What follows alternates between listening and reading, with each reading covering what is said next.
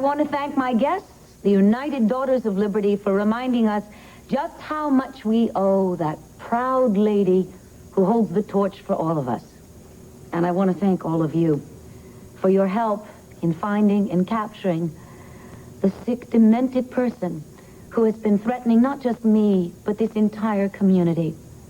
So until tomorrow, this is Doreen Lord, thanking you for your time. Until next time. Okay, that's a wrap. Dorian, I want to speak to you for a minute about your announcement. You don't need to lecture me, all right? Really. Do you have any idea how much it took to bear the torment I've been living through on the air? What the hell you know what you're doing? I do know what I'm doing. I know I took a chance, but at least I am doing something positive about this. Well, we'll just have to wait and see. Yes. Excuse me. Indeed. I'm going to let the DA's office know what's going on. Oh, please, tell Herb about this. If he finds out on his own, he's going to want to lecture me, too. Take care of that, but after I take you home, I'm not letting you out of my sight. Oh. Yeah. That was some announcement. Look at that. I still have goosebumps. Oh, Leo, get her makeup off fast for me, will you? I want to get her home before the town hears all about this. Oh, all right. And you don't need to hover over me. I have Leo to take care of me. I'd like to see someone try to harm her while I have my trusty makeup case. You know, I keep a spare gun in there. I know. I've noticed.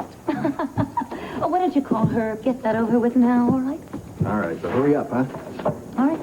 You heard the man. Let's not keep him waiting. Come on, we'll do it right over here. What?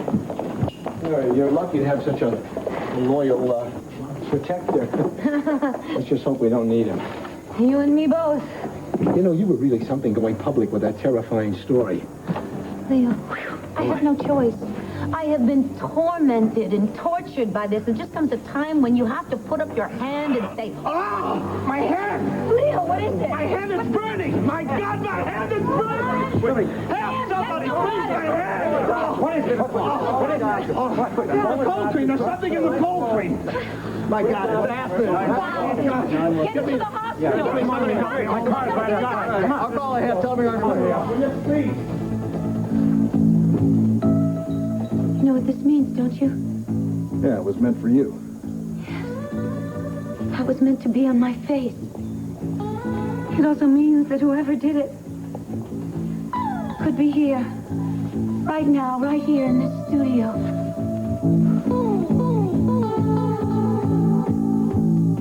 I promised your father that I'd bring you by first thing in the morning. Yeah, well, look, I'm real happy that you did that, Ma, but why are you so nervous? I'm not nervous. Ma, did something happen to him? Oh, no, Cordero.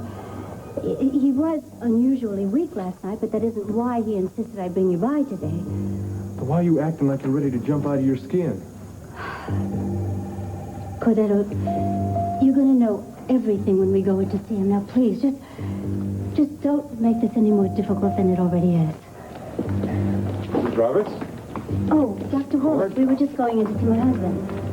If this is a bad time... No, I had tried to call you both. I guess you'd left for the hospital already. What is it, Doc? I'm afraid I have some bad news. This will be our strongest editorial to date. I miss coffee. We're putting Mitch Lawrence on notice. His every move, his every action will be monitored by the Banner. Don't you suppose I could have one little teeny tiny cup? Drink your milk, little mama, and tell me what you think. I still miss coffee. I mean, tell me what you think about the editorial for tomorrow's edition. Come on, that's fine, as long as we do more than just bring up the same old charges. We have to ask some very tough questions about what Mitch Lawrence is up to here and now. Yes, like, where does the Lawrence mission get its funding? Exactly. And how is he able to attract so many young converts? Yeah. And then there's the biggest question of all. Once he's established his power base, what the hell does he plan to do with it? Hell had nothing to do with it. Vicky, Clint, bless you both. I come in peace. Maggie, it was absolutely horrible. Leo stuck his hand in the cold cream jar and then just started screaming. Yes, I read the police report. I mean, that must have made you so upset. Upset? It was terrifying. I mean, for Leo's sake, I was terrified because, though apparently his hand is going to be all right, but for myself, because obviously that cold cream laced with acid was meant for me. It certainly seems that way. I know that you have a lot of questions that you need to ask me, and I'm so glad that Herb has assigned the district attorney's office to this case. Well, Herb has been involved in this case since it happened. I mean, he's down at police headquarters right now. Isn't it wonderful the way he springs to my defense? Now, if we could just find this cowardly fiend. Dorian, you better brace yourself for a shock. We found the man who's terrorizing you. Me to brace myself for a shock, it must be because it's somebody I know. I'm afraid so. Tell me, who is it? Jim Watson. My producer? No. Sorry, there has to be some mistake. Well, the police found acid in his locker at WVLE, and clearly he had access to you here as well as the studio. Well, he may have access to me, and he may have had the means, but why would he have the motive? I mean, why would Jim want to pose as Paul Kendall in order to terrorize Well, me? I can think of one reason. Didn't you two have an argument yesterday? Yes, how did you hear about that? We had an argument, but there's nothing unusual about that. Jim and I fight all the time. It's one of the perks of his job. Well, apparently he took it as more than a perk. Now, you had an argument about his promotion, right? Yes. Look, he's always complaining about that. Yes, he was also agitated about your last-minute changes at yesterday's show. How do you know all about this? You've been talking to Jonathan. When you try to establish motive, you have to talk to a lot of people. Now, is the information correct or not? Yes, the information is correct. Jim and I did have an argument about his promotion, but that's a monthly occurrence. He also became, as you say, agitated because of some changes I made in the show, but there's nothing unusual about that either. Now, Dorian, I know it must be hard for you to accept the truth. It's hard for me to accept the truth because it cannot be the truth. I'm sorry. I have worked with Jim for years. We have our fights like in any partnership, but I trust him completely. Now, Dorian, you are outlining the perfect suspect. Somebody who knows you, someone you know, and someone who shares your confidence and trust. Jim? I know it must come as a terrible shock to you, but your ordeal is over. You can live a normal life again. You won't need police protection or private investigation. As a matter of fact, you won't be needing Jonathan Russell anymore. This is an office, and most people wait to be admitted. In other words, get out. Well, if I'd waited to be admitted, I'd still be cooling my heels, wouldn't I? That's why I only waited until your secretary, a lovely young lady, by the way, stepped away from her desk. We are very busy, and you're not wanted here. You heard the lady. Now get out! You know, I had a feeling you would respond like this, but I am undaunted. I am because my cause is too important to let some little misunderstanding in the past between you and I get in the way. Misunderstanding? Did you hear that, sweetheart? A few months ago, the man tries to kill me. Now he calls it a misunderstanding. What do you want, Mr. Lawrence? Briefly. Well, first of all, don't you think we've reached a first-name basis by now? I mean, I certainly know you. No, you knew Nikki Smith. You don't know me, and I do not want to know you, so let's just stick to why you're here. Very well. I'd like to purchase a full-page ad in tomorrow's banner to help me launch my crusade for the homeless. Oh, let's put the milk away before it curdles. No. I assure you, Clint, I don't expect any special favors. I'm willing to pay the going rate. However, if you'd like to donate the space... Donate? Yeah, let's talk about donations. Sweetheart, what do you think this pious gentleman got the loot or the backing for his campaign? I don't know. Perhaps he's bilking all those lonely old widows we heard about. Yes, and let's not forget about the orphans. He's probably got a warehouse full of them stashed away someplace, printing up buttons that say, "Love thy neighbor." You two share a fine sense of humor, I must say. And lest we forget, there must be many, many impressionable young girls that he's collected and using for God knows what purpose. Oh, I have to stop you there. I'm not using anyone. Talk to us about Joy O'Neill.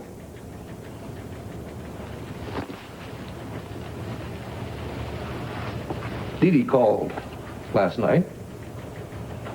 Told us how you have snared her little sister into your web. What's your secret? Is it hypnosis or autosuggestion, possibly more subtle means of brainwashing? No, it's called free will. Yeah, right. Free will. Joy O'Neill joined my cause of her own free will. She was, yes, like the others who heeded my call, brainwashed, but not by me. No, it was your world of false values, shallow dreams that had her control, but she's free of all that now. Free to be your slave? Free to hear God's word. Free to give her life to something greater than herself. I'm free at last to help her poor downtrodden brothers and sisters. Spare us the sermon, will you? We're immune. If only you could see. The word is your immunity. Faith is what will heal you and cure you from what afflicts you. But not now. The ad, however. Shall I tell him? Or would you like the pleasure? No, let me. Get out of here. Get the hell out of here. Surely you can't refuse a citizen the right to advertise. I can't. I'm doing it. I refuse to print your lies. Don't feel too badly about it, though. You'll still make tomorrow's paper. Right there on the editorial page, in fact, where we're going to call for a full-scale investigation of your so-called mission. I wouldn't do that if I were you. Hey, is this some kind of threat, punk? Heaven forbid. No.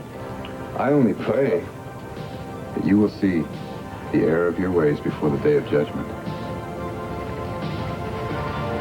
Good day.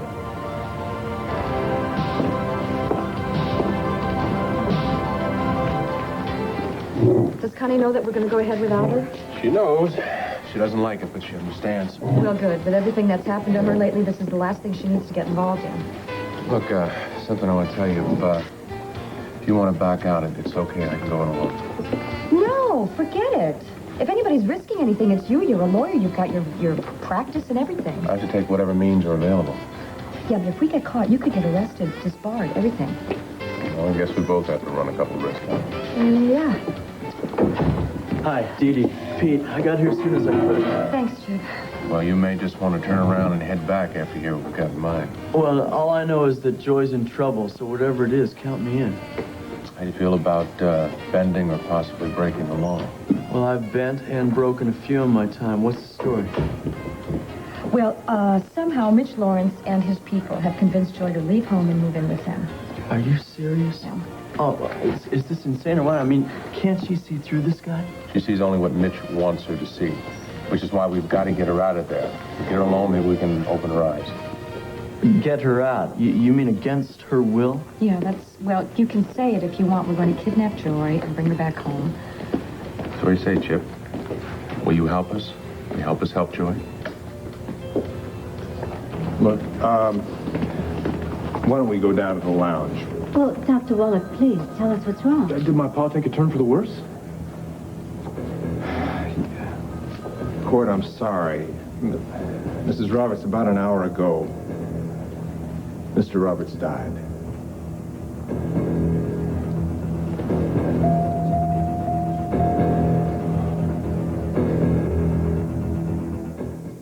Mrs. Roberts, are you sure you wouldn't like to sit down? Ma, you okay? Ma, I'm here.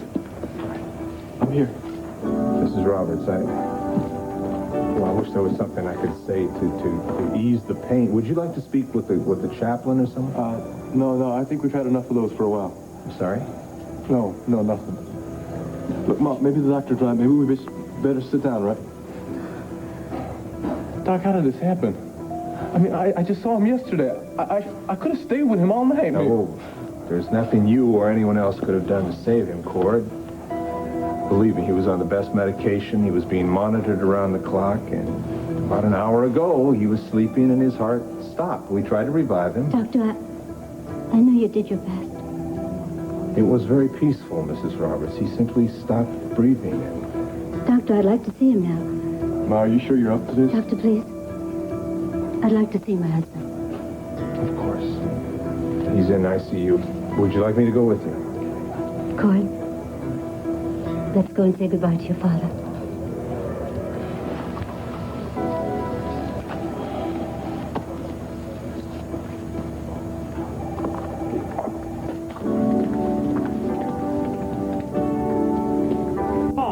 And the bottle of acid we found in your locker, we got that wrong, too. I never saw any acid, and I sure as hell didn't put it in my locker. Then how did it get there? You tell me.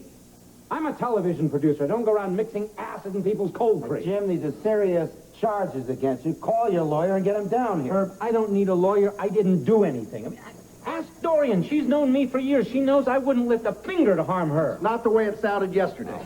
According to a load of eyewitnesses, you and Dorian had quite an argument. It wasn't your first, was it? Oh, so you mean we've had our share of fights? I don't deny that. Come on, don't you guys ever fight with your bosses? It was more than a fight or a series of fights. You've asked for a promotion repeatedly, haven't you? So what if I have? Jim, just answer the question. What happened to those requests? What do you mean what happened? Dorian wants me on her show, so she turns me down. How'd you feel about that? Oh, I felt really terrific. So you were angry. You were angry because Dorian Yes, hadn't I backed you was, up. and I resented it, and I still do, but not enough to throw acid in her face. I mean, you'd have to be nuts to do that, and I'm not nuts. Okay, if that's the way you want to play it. That's the way it is. Fine. You can tell that to your lawyer, and he can tell it to the judge. Right now, you're going downstairs for fingerprints. Come on. Herb. Oh. Call Dorian. She'll tell you. I didn't do it. I swear I didn't. Call your lawyer. Come on.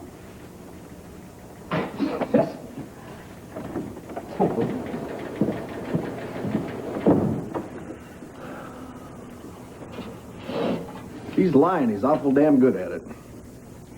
Why would he leave the acid in his locker? Maybe he wanted to get caught. Now these guys are. Every time they strike out, they're saying, stop me. Well, I suppose that's possible. I suppose it's possible he's got a motive, but I'll be damned if I can make it. Even if he's been harboring resentments all these years. Resentments is one thing.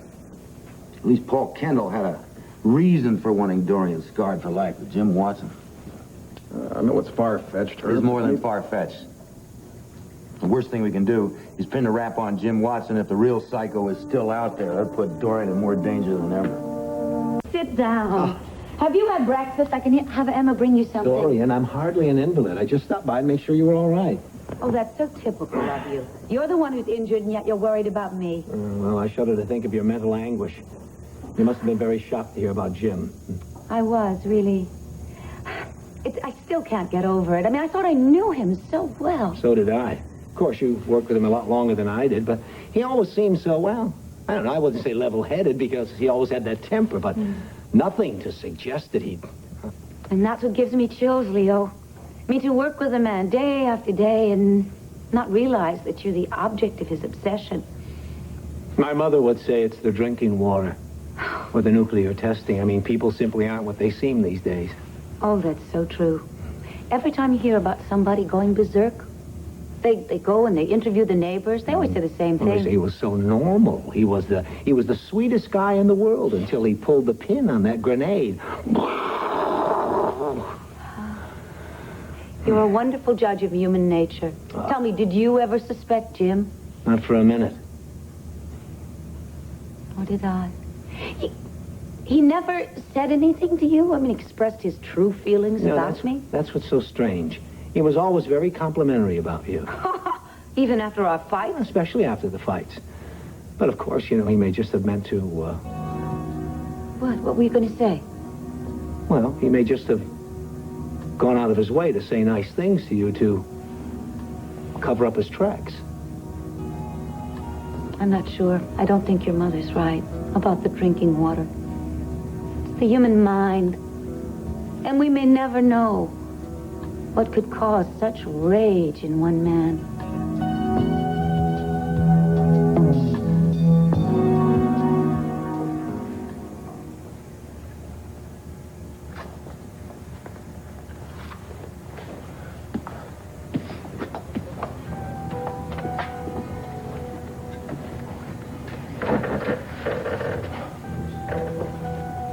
Mom.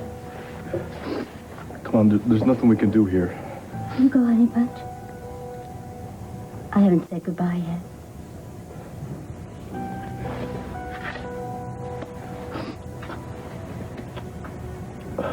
Paul?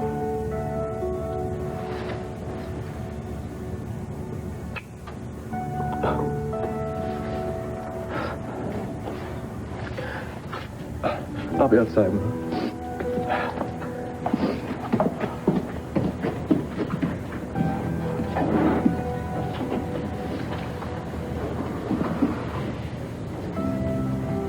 I can't cry, Al. I want to, but I can't. All I can do and say is I'm sorry.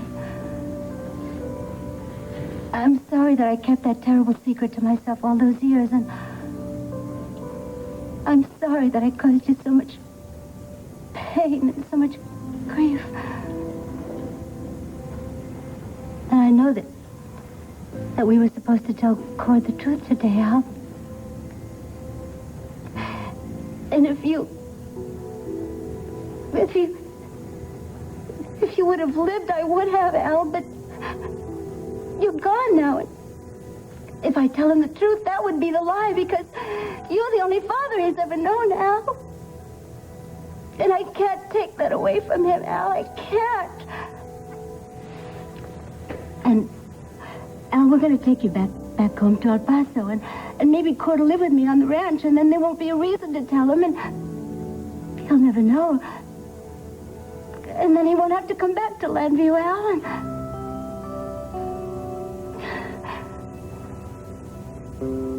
Al, and then we'll be free. We'll be free.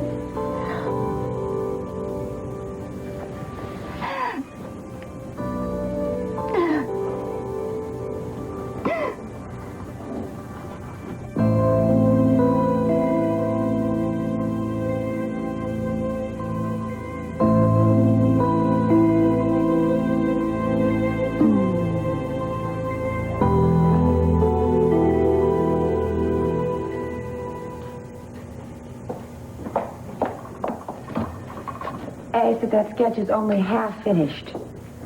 Half finished is about what I am. I thought at this stage of my life, the picture would be complete. No regrets, no more worries. You didn't come to bed last night. Did you get any sleep at all?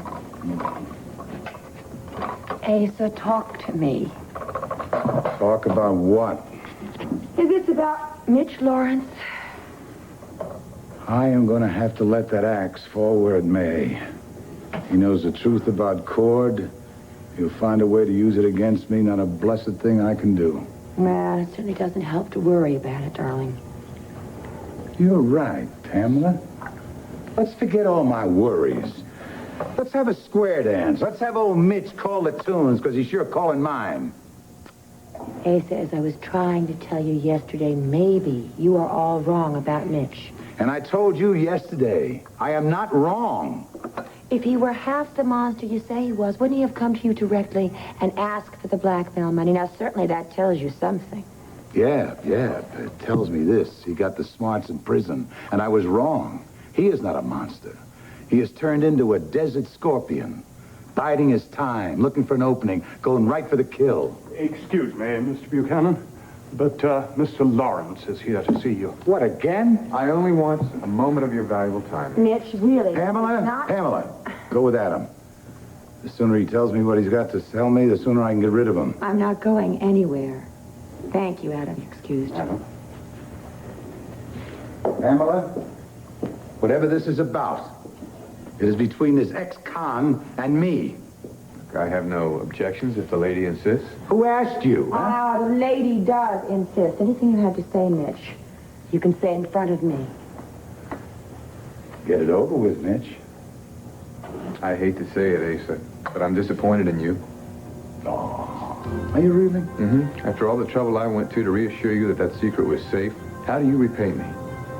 Suppose you tell me. By allowing Clint and Vicky to persist with that scandalous attack on me. Not only on me, but on my sacred cause. If you're talking about the editorial in the banner, I just wish they used the boldest type they had over there. Well, what would that accomplish? It would tell the world exactly what I think of you and your sacred cause. Asa, this publicity could ruin my work before it's even begun. Excuse me. I want to shed a tear. Yes, you would have good reason to weep. After the lengths that I've gone to play fair with you, do you want all that goodwill to vanish? Oh, damn it, man. Be here to threaten me? Do it, and do it now. Oh, Asa, I don't make threats. I do God's work, and I will do it no matter who stands in my way. Do you heed my message, Asa? Oh, yes, I heed it. Loud and very clear. Who has as much to be thankful for as you would open their hearts to the needy. You got all this, Pam? It's quite a performance, ain't it? Pam. The only thing you haven't told me is how much the silence going to cost me. I appeal to you. Please, help your husband see the light. My silence has no dollar sign. What is your price, then? Don't you see? What was confided to me has the seal of the confessional. I would never divulge it to anyone. You divulge it to me, and we know that little collar of yours turns around. You turn it to wherever you can use it best. Asa, how can I convince you that your secret is safe with me? Clint need never know that Cord Roberts is his son. All I want is to help God's lowliest children. Surely as a father, you can understand that. You know what that means. I know what you mean. Asa, let me just get a word in here, please. Please, Pamela, we could both benefit from your gentle counsel. Don't you see what he is up to? I see what you think he is up to. Mitch, somehow my husband has got it in his head that you're going to blackmail him in return for your silence. It is not in my head. It's between the lines that he said. Let me finish. I have tried to convince him that he's misjudged you and that your intentions are honorable. Bless you. But I want to hear it from you, Mitch. Is there a price on your silence? Is that why you are here? Pamela, I have no wish to blackmail anyone, least of all your husband. Oh! Asa, please. Then why are you here, Mitch? Daniel entered the lion's den to confirm his faith. I came here to find the faith in you and the faith in your husband that I pray is in his heart. Faith in you? No, in my work, Pamela. I knew he would vilify me. That didn't deter me.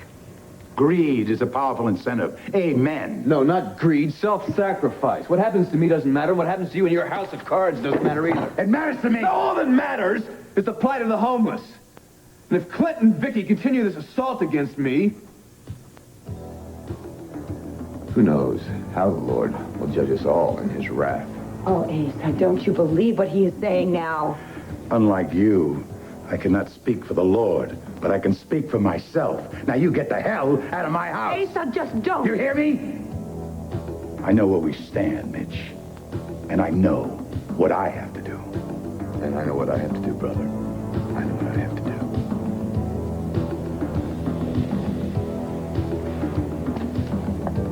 I'll pray for you. And you too.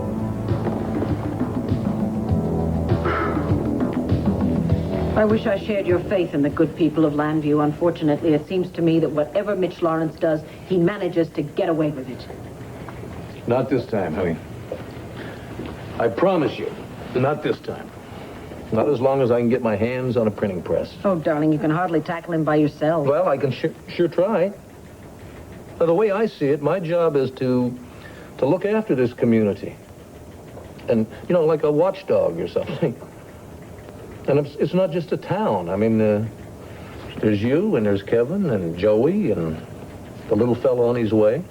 Well, that's a lot for one watchdog to protect. I'm not complaining. You don't hear me complaining, do you? I want our son to be, I want our son to be brought up in a safer world than what we have right now. And the one way to help that along is to rid the world of Mitch Lawrence. You're all wet. What? About having a son. You heard Paul. It's a Buchanan tradition. Oh, well, is it now? Yeah. Well, my darling, there are two people involved here. That makes two traditions. And the Lords, of which I am one, have been known to give birth to girls as well as boys. Or maybe you hadn't noticed. I noticed. Yes, come in. Cord. What is it? You look like you got the weight of the world on your shoulders, Cord. Well, yeah, it feels like,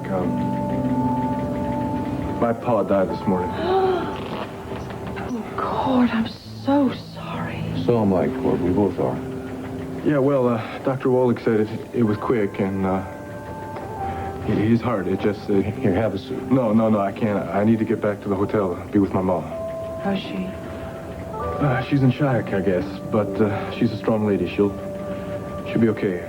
She's over at the hospital right now with Dr. Wallach. They're making arrangements to have my pa sent back home. Look, is there anything we can do? No, thanks. There's nothing anyone can do right now. I guess I just wanted to come by and let both of you know that I need to go back to El Paso with my mom. Of course you do. Your place is there now with her. And don't you worry about coming back here to your job. I mean, don't worry about it. You stay there with her as long as she needs you. Yeah, well, that's just it. See, I don't know how long I have to stay. That ranch can't run itself. And again, you guys have been great to me here, and everybody here at the Banner. We're starting to feel like home here, too. You're going to have some very important decisions to make. Yes, but don't rush into making them. We'll just call this a leave of absence. Okay. I was hoping you'd say something like that. Thanks, Clint. Vicky. You take really good care of yourself and your mother, and please give her our sympathies. Yeah, I sure will. And don't you worry about coming back to your job. If and when you come back, you'll always have a place here. Thank you, guys. I gotta go, okay? We'll be thinking of you, son.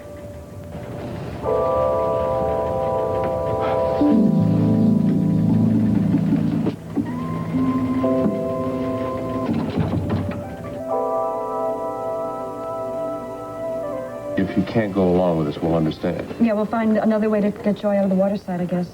The two of you. Yeah, that's right. It'll be difficult, but we'll manage.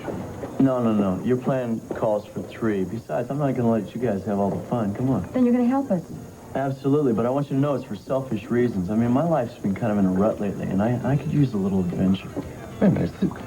That all this is to you, a little adventure? No, Pete, okay, I'll be straight with you.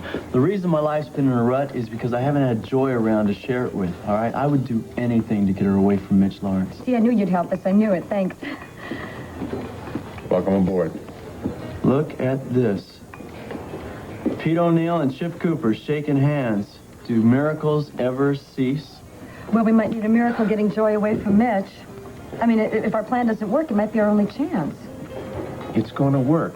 Our plan's gonna work. Don't worry. Yeah, but what if it doesn't? It's all a matter of timing. If one thing goes wrong... Dee Dee, nothing's gonna go wrong. But what if it does? We could lose Joy forever.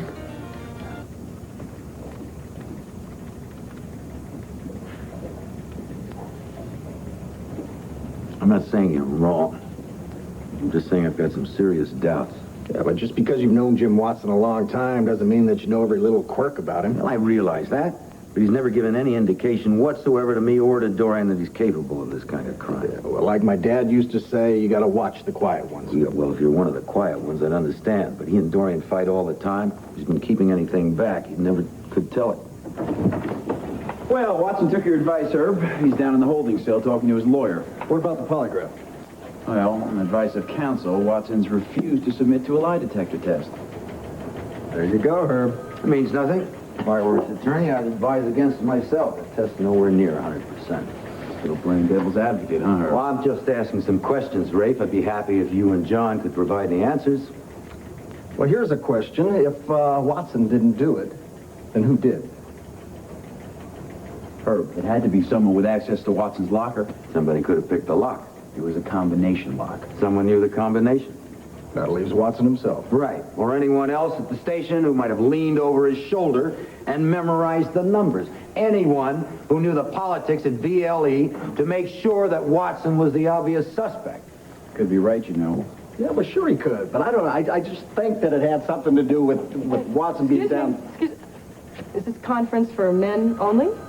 I think we can make an exception in your case, Maggie. How is she? I asked Maggie to stop by Dorian's cellar where you arrested Jim. How did Dorian take the news? Oh, well, she was stunned, to put it mildly, but she was very relieved when I told her we were convinced we had the right man. Yeah, I'm glad somebody is. Wait a minute. What did I miss? You guys aren't convinced that Watson did it? Well, some of us are a little bit more convinced than others. Well, don't tell Dorian any different.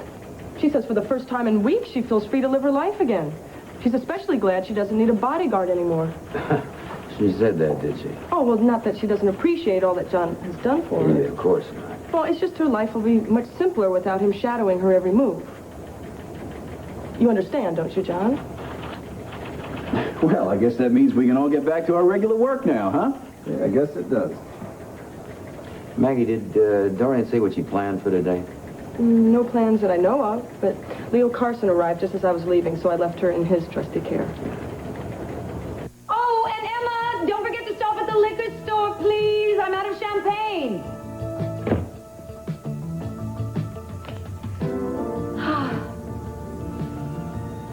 Now for a nice hot shower. Hello, Den. Oh, it's so nice to have a home again instead of a fortress. Hello, telephone. Hello, hello, hello. Never again will I jump at the sound of your ring. window. Hello. But it'd be so good to look through you and not worry if somebody is looking back at me. Safe. Safe. My, what a beautiful, beautiful word. Jim. Poor, sad, sick, demented man. Oh, dear.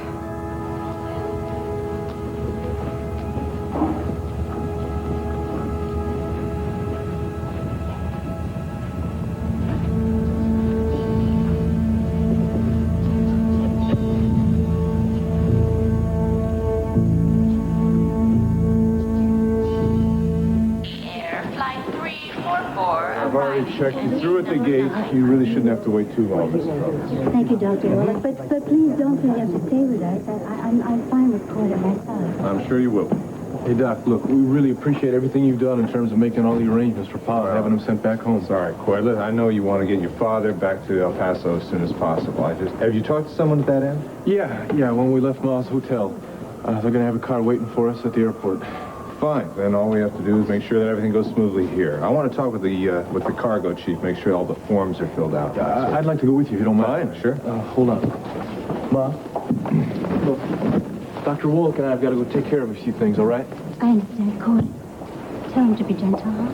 Yeah, I will, Ma. Air Flight 77 is now departing at gate 14. Now, the important thing is not to lose heart. Remember, for every one who turns a deaf ear to you, there'll be 100 more who listen.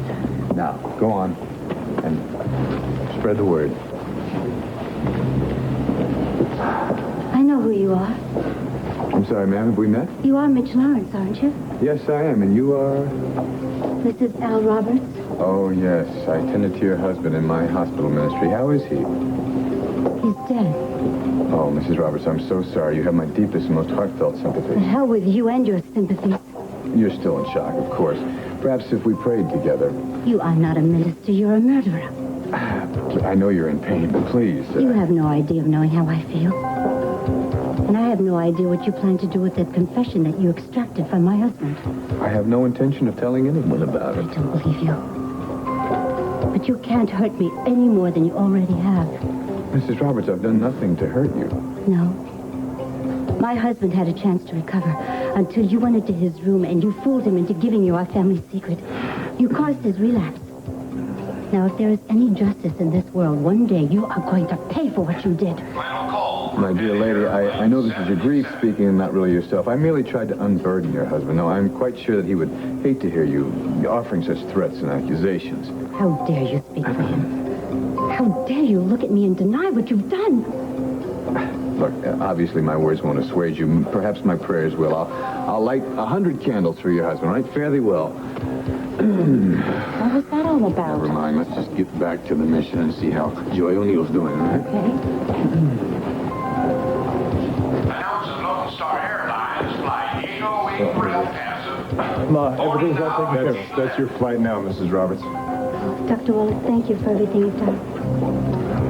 Just take good care of her. Will you, Cord? Yeah, we're going to take good care of each other, Doc. Good.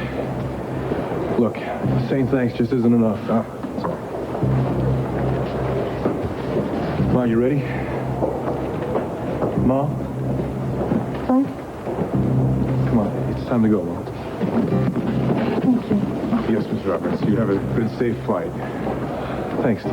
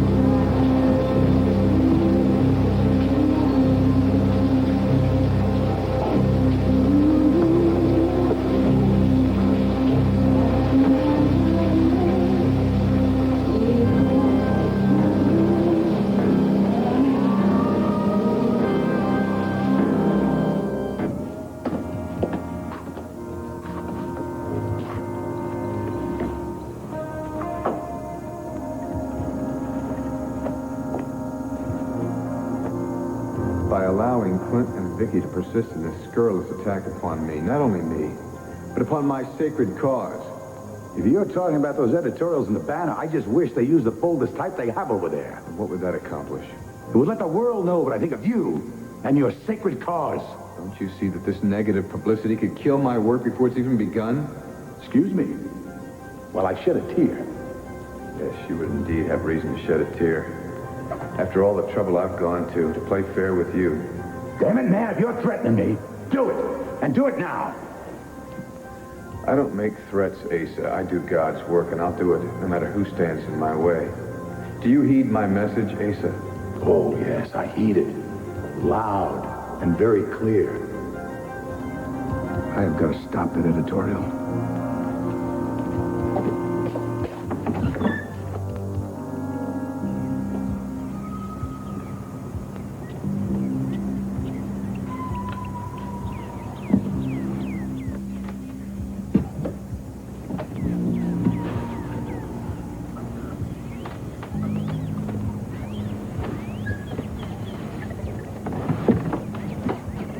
It's open. All right, there's no one around, so you should be able to slip up easily. Mitch has a lot of people coming and going. He's the only one that would question you. If anybody asks you, just to volunteer, all right? Okay.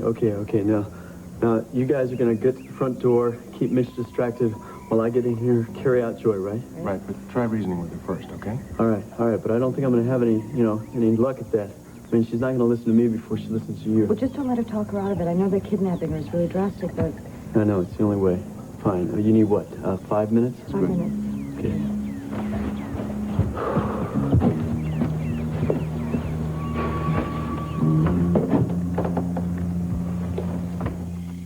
Is that my editorial on Mitch Lawrence? Did you edit it to death? Hardly changed a word. You mean I get an A? No, you get an A+.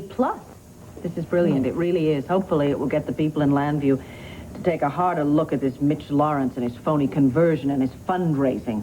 Or at the very least, it might get the district attorney's office to launch an investigation into that charlatan.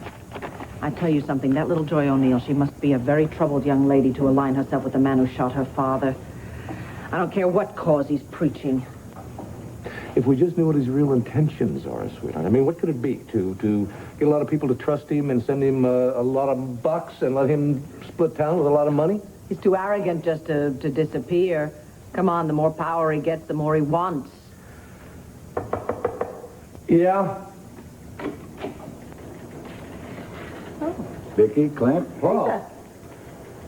I've been doing some thinking about the editorial you're planning on Mitch Lawrence. I think we should kill it.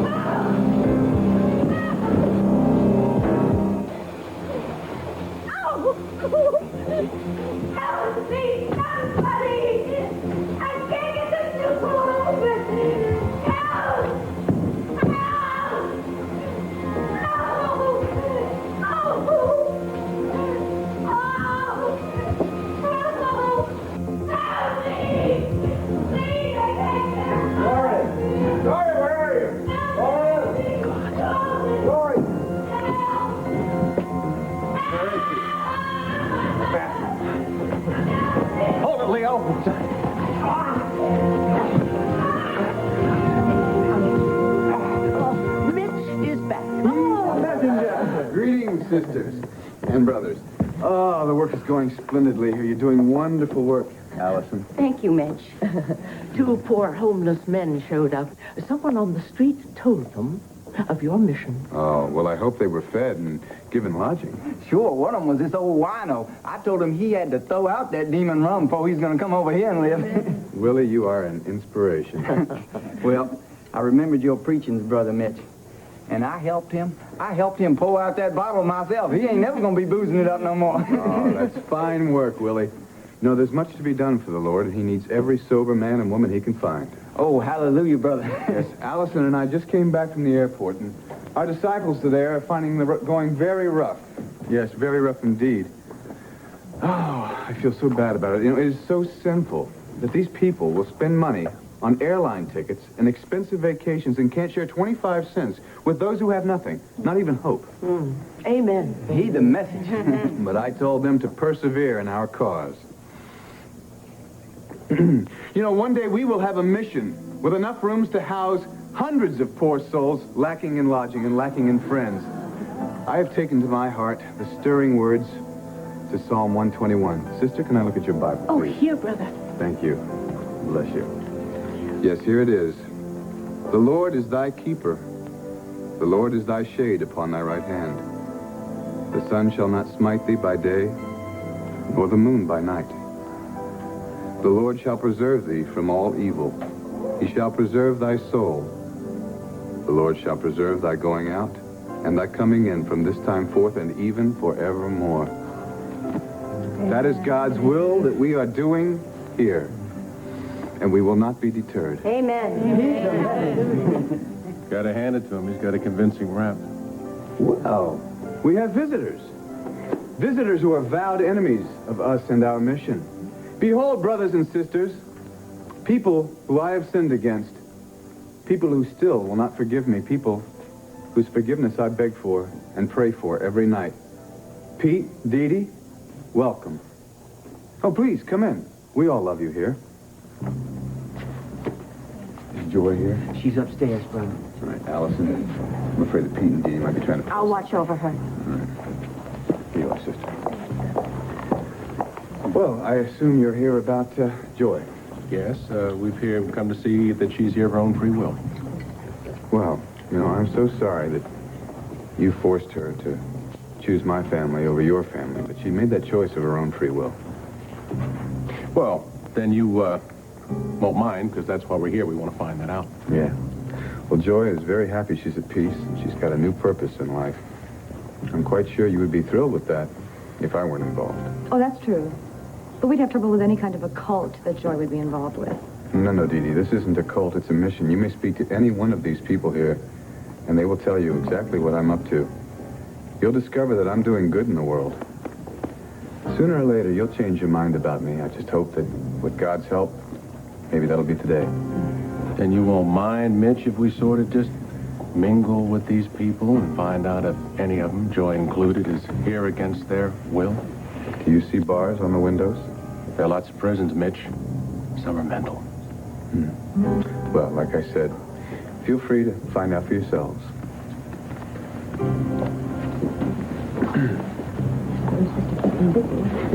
Don't worry. He won't leave here as long as we're here. Let's just circulate a bit, all right? Something wrong, Brother Mitch? Maybe. I don't know what it is, though. The mail come yet? Yeah, it's right there. Oh, praise the Lord, Willie. Will you look at this? Can you imagine how much money is in these envelopes? I have enough to help quite a few needy souls with these donations. Yes, indeed.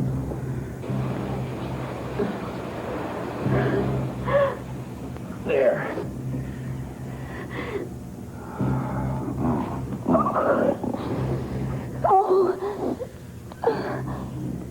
Is it all right to hold? It hurts a little, but I don't care. Oh, I tried to turn off the water, but I couldn't reach the knobs through all the hot steam and the hot water. Thank God John and I let ourselves in. Why couldn't I get the door open? Because of this? It was used to jam the door shut so you couldn't get out. What are you saying? Somebody did it deliberately? Afraid so. Jim Watson's in jail, isn't Well, no, it wasn't Jim. Jim hasn't been terrorizing you. This is Leo Carson. Leo? But why? I don't know. I don't have any idea. I think John got him. He was trying to get out of the apartment when we walked in. Leo is a trusted friend. He's been a confidant. For not that long, now that I think of it. He's only been with WVLE for a few short months. Herb, what on earth could I possibly have done to that man to make him hate me so much? Honey, let's call Larry Warlock. You've been very lucky, but I'm sure you need some attending to, huh?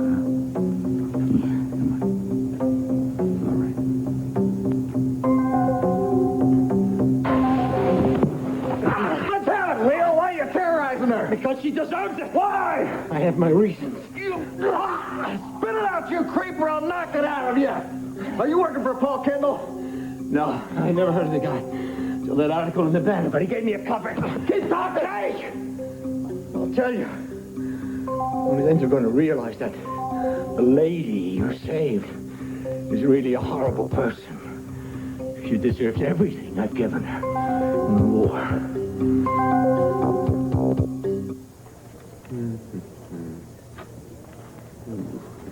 Mitch, I've just been on the phone with a very, very dear friend, and I persuaded her to move out of our house and to come and join us here. Oh, that's wonderful. Bless you, Mrs. Atwood. She's been living alone in that great big house for years. I worry about her. She'll be safe here, and she'll have some purpose in her life again. She's in good health. Well, she doesn't need a nurse or anything like that. And besides, if she does fail, I'm sure that it'll be okay with her $500,000 stock portfolio to keep her health. My dear, if the good Lord has ever sent me a bona fide saint to help me with my mission, it must be you. Thank you. Well, you have to admit, investigating this organization on a human basis is not going to get us anywhere. I mean, the homeless, they're all fed, they're all housed, they're all happy. The volunteers don't feel the least bit exploited either. I know. I'm convinced that Mitch is going to run this operation on the up and up until people, sort of forget about it. They start relaxing. Then he'll start with the Swiss bank accounts. Then he'll start getting disciples doing what he wants them to do. Yeah. Have you seen any evidence of drugs? I haven't. No, it doesn't mean he's not using them on Joy. There he is. Well, what have we discovered so far? Well, we have discovered that you're taking advantage of a lot of decent people. Oh, Dee Dee. How will I ever cut through this cynicism to really reach you? Why don't you try drugs? Mitch, when I was in San Francisco in the 60s, a lot of us, kind of naive, and we were experimenting with drugs. Some dangerous experiments. Could it possibly be that some of these serene, happy faces are the result of drugs? No. The disciples here are all high on love and faith. That is all. In the good old days, we used to say, love and peace. Well, Pete, I too made some errors in my youth, but when I found God, I came to realize the vast differences between spiritual peace and medication. And I have found the ultimate high. Yeah, I'll bet you have. Really, you've got all these pretty young girls oohing and eyeing all over you, and these defenseless people trusting you completely, and it looks like the money's just rolling in from your charisma. Your ego must be a mile high, Mitch. And I sat in that jail cell, truly a caged animal, because I had lived as an animal, without conscience. I was overwhelmed with anger, with frustration that all my greedy dreams had been blown to bits. My helplessness simply increased my rage, and as I railed and wailed against my fate, I found myself saying, yes, Chaplain Carey, I do want to talk. I'm starting to feel buried alive under the sheer weight of the sins that have me in this hell. I just wish my family could hear this tape. I know. Thus began my conversion to the better, yea, only path in life. Now on the outside, I'm confronted with huge opposition by those who can't believe a man can reform, can set out to make up for his past. But no matter. I will never rest until the O'Neill family can hold out their hands to me and say, Mitch, we will always regret you killed Harry. But now we know you are sorry for that horrid deed, and that you have done so much good for so many. We finally forgive you. Well, Joy, will that ever happen? I don't know. I just wish I could make them see it now. Oh, Allison, I miss them so much. Do you think I should go home and try to talk things over with them again? No, absolutely not. It's too soon. Joy, you're wavering again, aren't you? A little, I guess. Look, I'll go get some iced tea and then we'll talk about it, okay? Okay.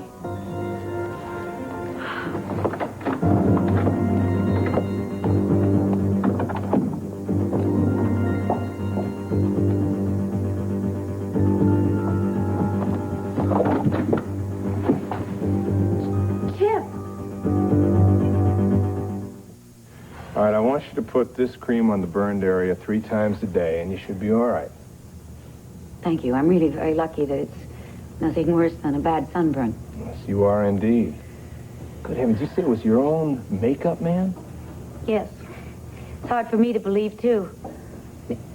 I don't understand it, but see, Jonathan Russell hauled Leo out of here before I had a chance to talk to him, so I don't know what this insanity is all about. Unless, of course, Paul Kendall is paying him to do it. And up till now, you've never had any problem with Leo? No, and I know that must be very hard for you to believe, but I have never fought with him or offended the man or slighted him in any way. We've been close friends. I confided in him. Well, I thought we were close friends. Well, that must have been a very horrendous experience. I am truly sorry, Dorian. Thank you, Larry. I know that these past few months have been pretty horrible for you, too. Oh, boy. Mimi has gone back to Hollywood. Yes. Well, she has her own career, of course, and I couldn't see myself going out there being a California doctor, a Hollywood husband. You seem fairly resigned to it. Yeah, well, you know, it gets lonely every once in a while. Hey, what can I do? I know what I'm doing is best for me, and I'm not pretending otherwise. Isn't it strange?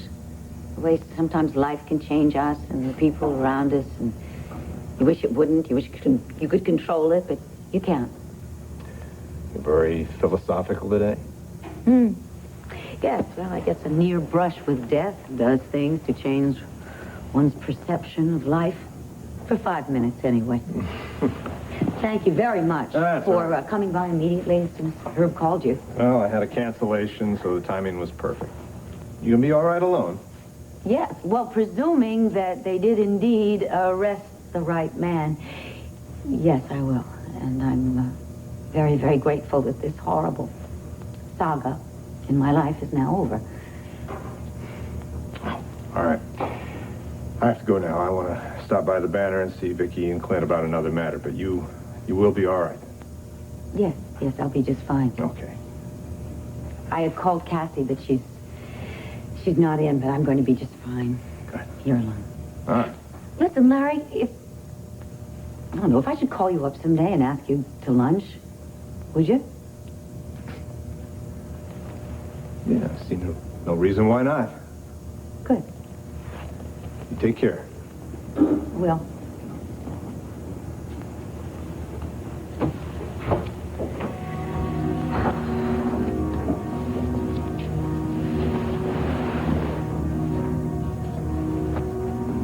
Poor Leo. Just as I thought, inflammatory as hell. Of course it's inflammatory. That's the whole point. It is meant to inflame the public against Mitch Lawrence. Let me tell you, one way or the other, this editorial is going to backfire. If it doesn't drive Mitch Lawrence to murder, who knows what it might do. Why, you have any specific ideas? What does that mean? It means, Asa, that in your whole life you've never backed down from an enemy, and yet you're caving in now. Why? I'd like to know that myself, Paul. I'm doing it for the good of the family and the good of this town. And besides, the Banners are responsible for a lot of terror lately. Such as? Such as, look what happened to Dorian Lord with those spy articles that Richard wrote. Oh. Some maniac got the idea to pretend he was Paul Kendall, didn't he? Asa, for heaven's sakes, we can't be responsible for every crazy who reads the paper. I'm through arguing. Kill the editorial right now. Hold on just a minute. Now, Vicky and I are the executive editor and publisher here. I am the owner, and I'm ordering you not to run it. What are you doing here? I'm here because I love you, Joy. And I don't care what you think about me and that my ego's out of hand or any of that. I still love you, and I miss you. I don't understand. When we broke up, you never tried to get back together or anything. Well, I was trying to give you some time and space and hoping that you might start missing me. Now, what do you say? Let's get the hell out of here and let's walk and talk, huh? I live here now. I have a new life. I have a life devoted to the needy. I don't have time for romance or Elmos or any frivolous stuff like that. Well, who knows? Maybe you can get me to join the mission, huh? Come on, let's go have a picnic in the park, huh? And we'll have a good rap session. Wait a minute. Something's wrong. You would never join the mission. You've been talking to Dee Dee and Pete, haven't you? No. They told me what's going on, yeah.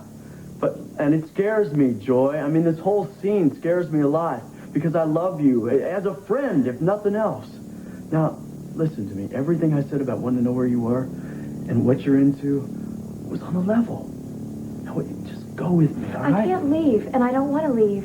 Either we talk here or forget it. Joy, what the hell's wrong with you? I mean, how can you give this guy so much power? You're taking everything this phony says seriously. He's not phony. I don't like it when you're saying that. I'm saying it because it's true, and if you can't see that for yourself, then you need help, girl.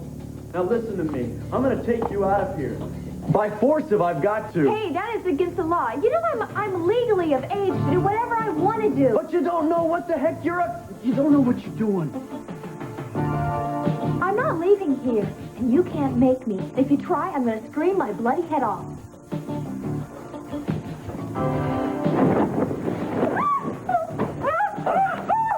Joy, just be quiet.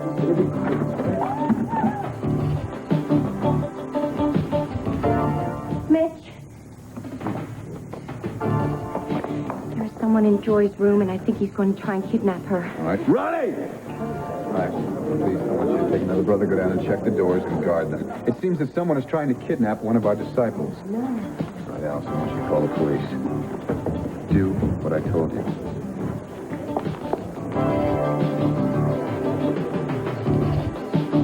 Nonsense about being the owner of the Banner. You know damn well that the papers are in the works to sell it back to Vicky. Until the formalities are final, I'm still the owner. I'm not about to give some phony preacher some free advertising. What's the look all about? Look, Clint and I are beginning to wonder just exactly what Mitch Lawrence was doing in your house yesterday. Yeah, this little incident only makes us more suspicious, Paul. What's he doing, blackmailing you or what? Of course not. Oh, please. I'd die before I give that cruddy killer a dime. Oh, so he's not blackmailing you. He's just leaning real hard toward it. Is that it? Asa, why don't you just tell us what's going on? Come on, we're your family. Yeah, Paul, we have stood by you through more than one of your little secrets. One more isn't going to hurt us. You can confide in us, and then maybe we could help you. There is nothing to confide in, Vicky. I'm just being sensible about taunting a wild animal. I'm only interested in the welfare of the Banner and you people here. Buchanan. Okay, thanks for letting us know, Richard. Well, they just released Jim Watson from custody. Turns out the cause of Dorian's little ordeal was the makeup man, and not the producer. Darling, I'm so glad that you came back. I've been sitting here trying to rack my brain, wondering what in the world I could have done to Leo to make him do such a horrible thing to me. All right, first things first, though. Did you see the doctor? Are you all right? Yes, I saw Larry Wolek, as a matter of fact. Thank goodness it's not anything worse than a severe sunburn would be. And thank goodness that you arrived when you did.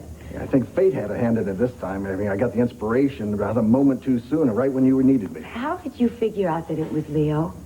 Actually, it was Herb. He was convinced that Jim Watson had nothing to do with it. And the man was so truly shocked and dismayed when he was arrested. I was shocked when he was arrested. Yeah, well, then I heard that Maggie said that she left you in Leo's good hands. Well, I suddenly flashed on the fact that Leo used his left hand when he reached into the jar of whole cream and got burned. And? Leo's right-handed. Ah. Elementary, my dear Watson. So I was chill went up my backbone. All of a sudden I ran off, got Herb, and we came running over here as soon as we could. Just in the nick of time.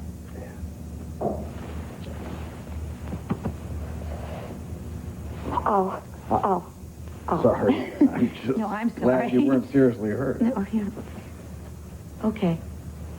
Now it's time for you to tell me why Leo did what he did.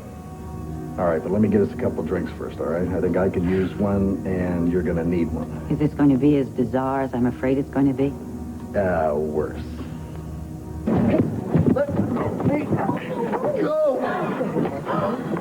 It's all right, brothers. It's all right. Let him go. Creep. I believe I know this Callow youth. He runs that decadent dive over in River Street. Elmo's. In fact, he threw me out of there the other night. What's your connection to Joy? We used to date before I broke up with him. Oh, no. I should have known you guys would be here. Yes, and they were a little too curious. Was suspicious of them immediately. Why are you guys so desperate? Well, we'd like to get you out of here while you've got some semblance of free will left, that's all. Let me ask you something, Mitch. Is it worth it? Is it worth it to you to keep Joy here? For the police investigations, everything I'm going to throw at you because I'm not finished with it. This isn't the end of it. No, it's entirely up to Joy, as it's always been. Please, sweetie. Listen, why don't you trust us? Oh, this is your family, Joy. Now, there's something strange here. It just doesn't jive. Joy, we're afraid you're going to get hurt one way or another. Dear Lord, we ask you to give this family guidance as they struggle to overcome the loss of one Would who you has just given can so it, much. please? Heed the messenger, Joy. I love it here. I don't want to leave. I don't want to leave now or never. Well, there's your answer, folks. One that I'm quite sure the police will be willing to back up.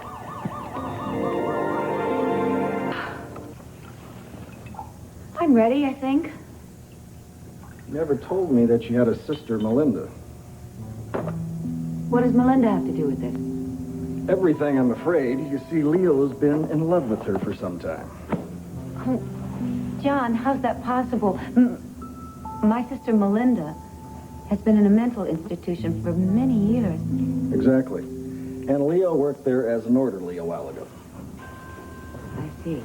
Yeah, and until he had some kind of a breakdown or something, I don't know, but Herb's going to get the details on it from the head psychiatrist there.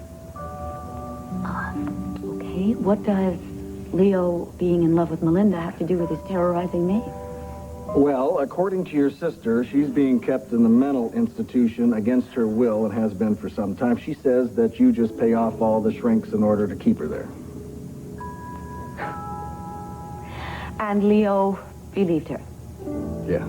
Fact is, he was ranting and raving about how adorable and lovable and that your sister was the sanest lady he'd ever met in his life. And that you were the cruel sister that just kept her away for fear of the competition. Oh, please, stop. I really don't want to hear any more. I know how Melinda can get on the subject of me. I just was hoping that maybe she'd made more progress. You don't talk to her or the doctors or anything? Oh, no, I do. I get letters from Melinda, so they're very depressing, and I talk to the doctors whenever there is a change in Melinda's condition one way or another, but apparently this is a lifelong problem. Obviously, Leo was missing a couple of rungs on his ladder, too. Believe me, I never, ever suspected. I mean, he was so caring and so friendly, and you think possibly Melinda asked him to do this? No. I think he did it all on his own. He's been looking for a reason to get even with you for a long, long time, but when he finally saw the article on Paul Kendall in the Banner, that was enough. Exactly. We've got Richard Abbott to thank for this. Richard in that stupid article that I never wanted him to write in the first place. I mean, he goes and he prints that article. That article is what gave me the idea to write myself those threatening letters. And certainly Leo must have gotten the idea to go through with all of this nonsense. What are you doing? I'm going to call up Richard Abbott. I'm going to give him a piece of my mind. I don't know what I'm doing. I'm sorry. It's okay. For what? For what?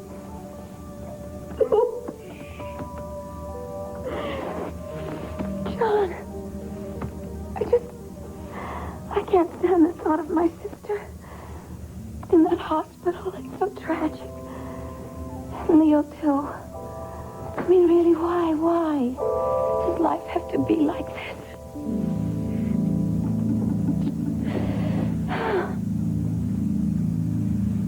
Pete, Dee Dee, is this true? Yeah, it's true. And we're not ashamed of it. We'll do anything to keep her away from him. If I wanted to go home, I would. Mitch isn't keeping me here by force or anyone else. And you can take a poll to find that out for yourselves, detectives. This is the first decent home I've had in 15 years. I've never felt more protected or more useful. Yes. You see, Rafe, my family is a very contented one, including Joy. Seems the O'Neill family can't deal with that. Why are you listening to this, Bull? Because I have to. Because you are guilty of a criminal act, which I'm sure you're aware of, Counselor. Yeah, I'm aware of that, but then Mitch Lawrence is involved, and that changes all the rules. Don't try and beat up on Mitch this time, because we won't let you, Mr. O'Neill. Pete, I didn't call the police when you nearly beat me to death. And I won't press charges now, as long as you will agree to leave peacefully. I'm not leaving without my sister. Come on, Joy, why don't you make this easy on everybody, huh? All I've done is moved out of my house. It's no crime. Won't you leave me alone? You've aligned yourself with a phony and a killer. Past tense, dear. Look, let's step over here and talk, okay? I'm not enjoying this myself, you know?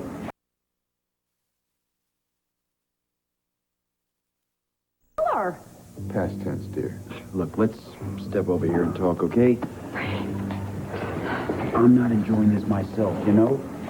In fact, if you're willing to work without pay to put that bum behind bars again, but as it is... Mitch, they can't make me leave, can they? Oh, not if the Lord answers my prayers, honey. And I'm sure he will. Well, I see we got a real stalemate here, Clint. Yes, Paul, we sure as hell do. And you have been outvoted. We are running the Lawrence editorial, so why don't you just go on home? Actually, if you prefer, you could stay here and tell us the truth. Yeah? Hello. You busy? No, we're just finishing up. Larry, come on in. Oh. Hello, Marisa. Clint. Hey, Good Larry. to see you. Vicky, Hi, how are you John. doing? How are you? You heard about Dorian and Yes. the makeup man? Just a little while ago, yeah. Boy. Well, listen, I stopped over to see. Should be all right. But right now, what I need is I have to get hold of Cord Roberts. I don't have his address in El Paso. What's up? Well, they were cleaning out the hospital room. We found a letter that Mr. Roberts had written to his son. Apparently, it was pretty important. He must have written it the day he died. Something he wanted to say to his son. I guess he knew he was dying. Yeah, it's the lucky thing it wasn't thrown out in the trash. So, do you have the address up here, or do I have to go to personnel? No, I have it. We sent him some flowers. I have it right here. Great. Terrific. Thank you. I just put it on the envelope and drop in the mailbox. Hold it. Don't take that letter. Dorian, you all right? No, I'm not all right. Jonathan was just telling me about how Melinda convinced Leo of my brutality towards her, all imagined, of course. Yes, I know. I talked to Leo myself. Dorian was a little shocked about this whole thing, so she needed a shoulder to cry on. Lucky yours was available. I called Cassie. She's not home. I left a message on her machine that it's all over. Yes. If indeed it is all over, that's what we thought this morning. I'm almost afraid to believe now that it is. Well, don't be. Leo gave us a full confession. No, and I'm going to stay. I'll cook you something, and Oh, Herb, you cook? so we'll order in Chinese, whatever. And if Cassie gets home, she'll want to come over so you won't feel alone, and you'll get used to the idea that it is over. Excuse me, I think you're in good hands right now. I'll take off, huh? Yes. Thank you very much for being here. I guess this is the second time that you've saved my life. Yeah, it is getting a little habitual, isn't it? But I tend to think it's just a phase, not a trend. Anyway, I'm glad that you came out of the whole thing looking as lovely as ever. Oh, thanks for the compliment. I'll be in touch. Goodbye. Herb? Yeah. John, I want to thank you, too.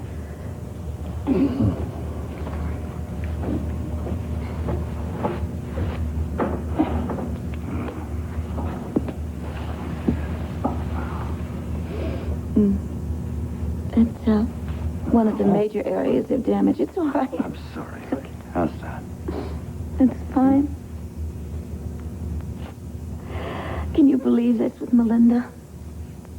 It just breaks my heart. Such a waste. And Leo, too. I mean, he was so talented, so capable of friendship. Yeah. I don't have any idea how she could sway him like that. Well, personally, I don't give a damn about either one of them at the moment. My concern is you. I came in and heard you screaming, my heart stopped for a moment. I'm glad it started beating again so you could come to my rescue. Between you and Cassidy, is there ever a dull moment? No. What is it, Asa?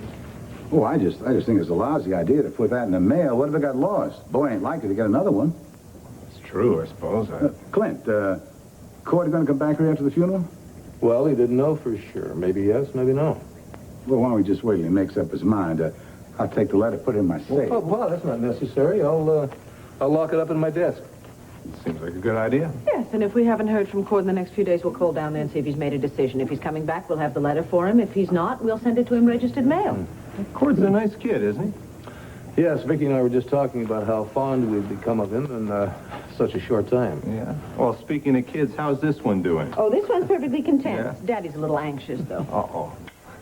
Yeah, isn't there something you doctors can do to fast forward the blessed event? Yeah, well, I think Mother Nature knows best in cases like this. You stay in touch. I'll see you later. Let's have dinner soon. I'd love it. Good. And Asa, give my love to Pam. Sure will. Take care. See you, Larry. Bye, Larry. Well, since you've been talking about your little baby, change your mind? About what? About angering Mitch Lawrence. Forget it!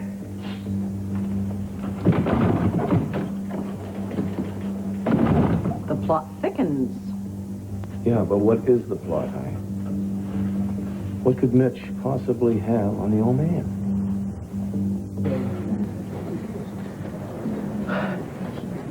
Excuse me.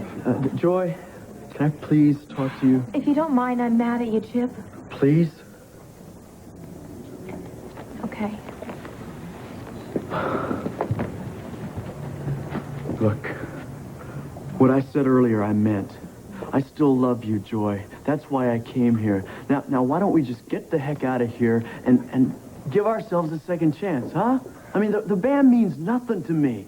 You're what's important to me. Chip, I have something important in my life now. I can make a difference in this world.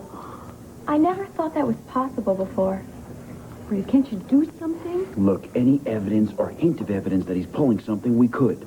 Look, I'm worrying about drugs. You understand me? I mean, Julie is naive and she's stubborn, but to leave home to become a disciple of a man who killed her father? Look, you have no argument there.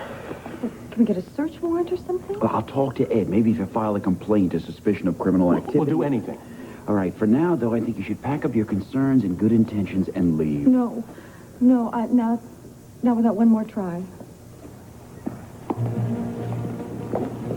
Sweetie? Look, I accept the fact that you live here now, okay? But would you come home and have dinner with us tonight? I promise, whenever you want to leave, I'll let you leave. I won't make you stay. Please.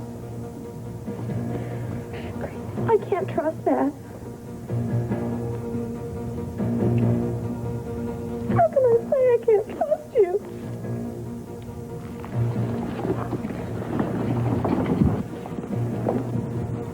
Dee Dee, I'm so sorry about this dissension in your family. Please believe that Joy will be fine with her new family. God's love and my love. You've gone too far this time, and we're going to get her back.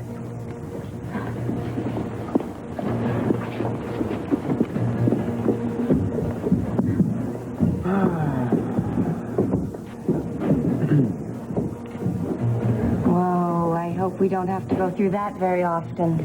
Oh, don't you worry about a thing, Alice. We've got the truth on our side. Not to mention St. Peter.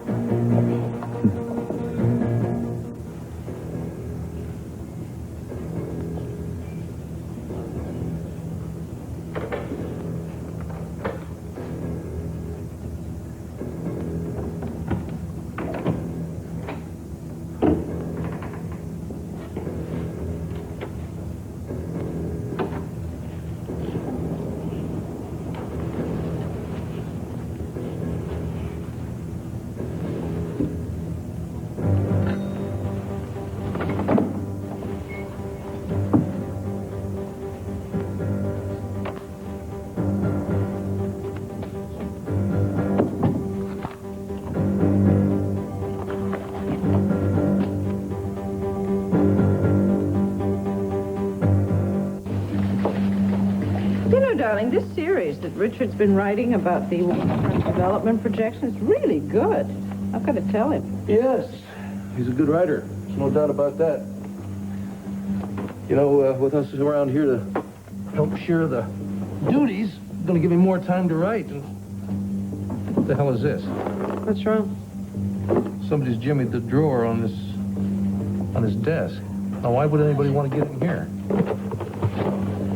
Well, there's some petty cash missing and a couple rolls of stamps. That's terrible. Nothing like that has ever happened before in the executive offices. Well, I'm going to have to call maintenance and, letter's missing. What letter? The letter Larry gave us, honey. The one from Al Roberts to his son, Cord. Oh, I forgot all about that. Are you sure it's gone? Yes, I'm sure. I put it right here. It was here last night when I locked up. Why on earth would anyone want to take that letter? Well, another victory over the O'Neills yesterday. That lunkhead Pete and little Dee Dee came strolling in, played as nice as could be with old Mitch, while Joy's airhead boyfriend tried to kidnap her out of here. Yeah, good thing Allison was on the ball and prevented it. Maybe I should start having the back doors to this place watched.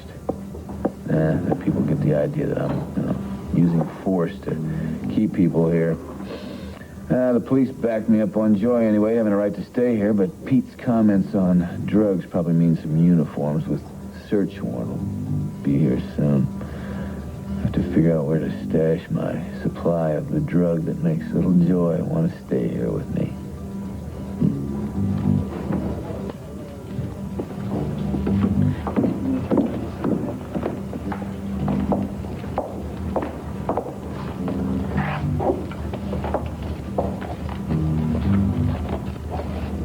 Morning, Mitch.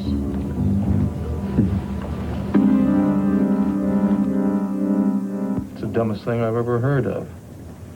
Unless the thief thought that a sealed letter in a locked drawer spelled money. Well, it's really the only possible explanation, isn't it? Oh, I hate this. We've never had to worry before. Why now? Well, I'll call personnel, see if we've hired any new nighttime custodial help. In the meantime, the tragedy of this is that Cord Roberts will never know that his father wrote him a letter before he died. Well, we're going to have to tell him that he'd written him a letter, honey. He's not going to know what was in it unless the thief returns it, which is highly... Yeah? Hey, Dee. Hi. Are you guys free? Yeah, sure. What is I need it? to talk to you. What you heard from Bo? Sit down, hon. No, it's nothing like that. See, I've got a problem that's been on my mind lately. My sister Joy. Oh, yes, you told us about her sudden conversion. Well, what you don't know is about our attempt to get her away from Mitch yesterday, which failed dismally. What happened?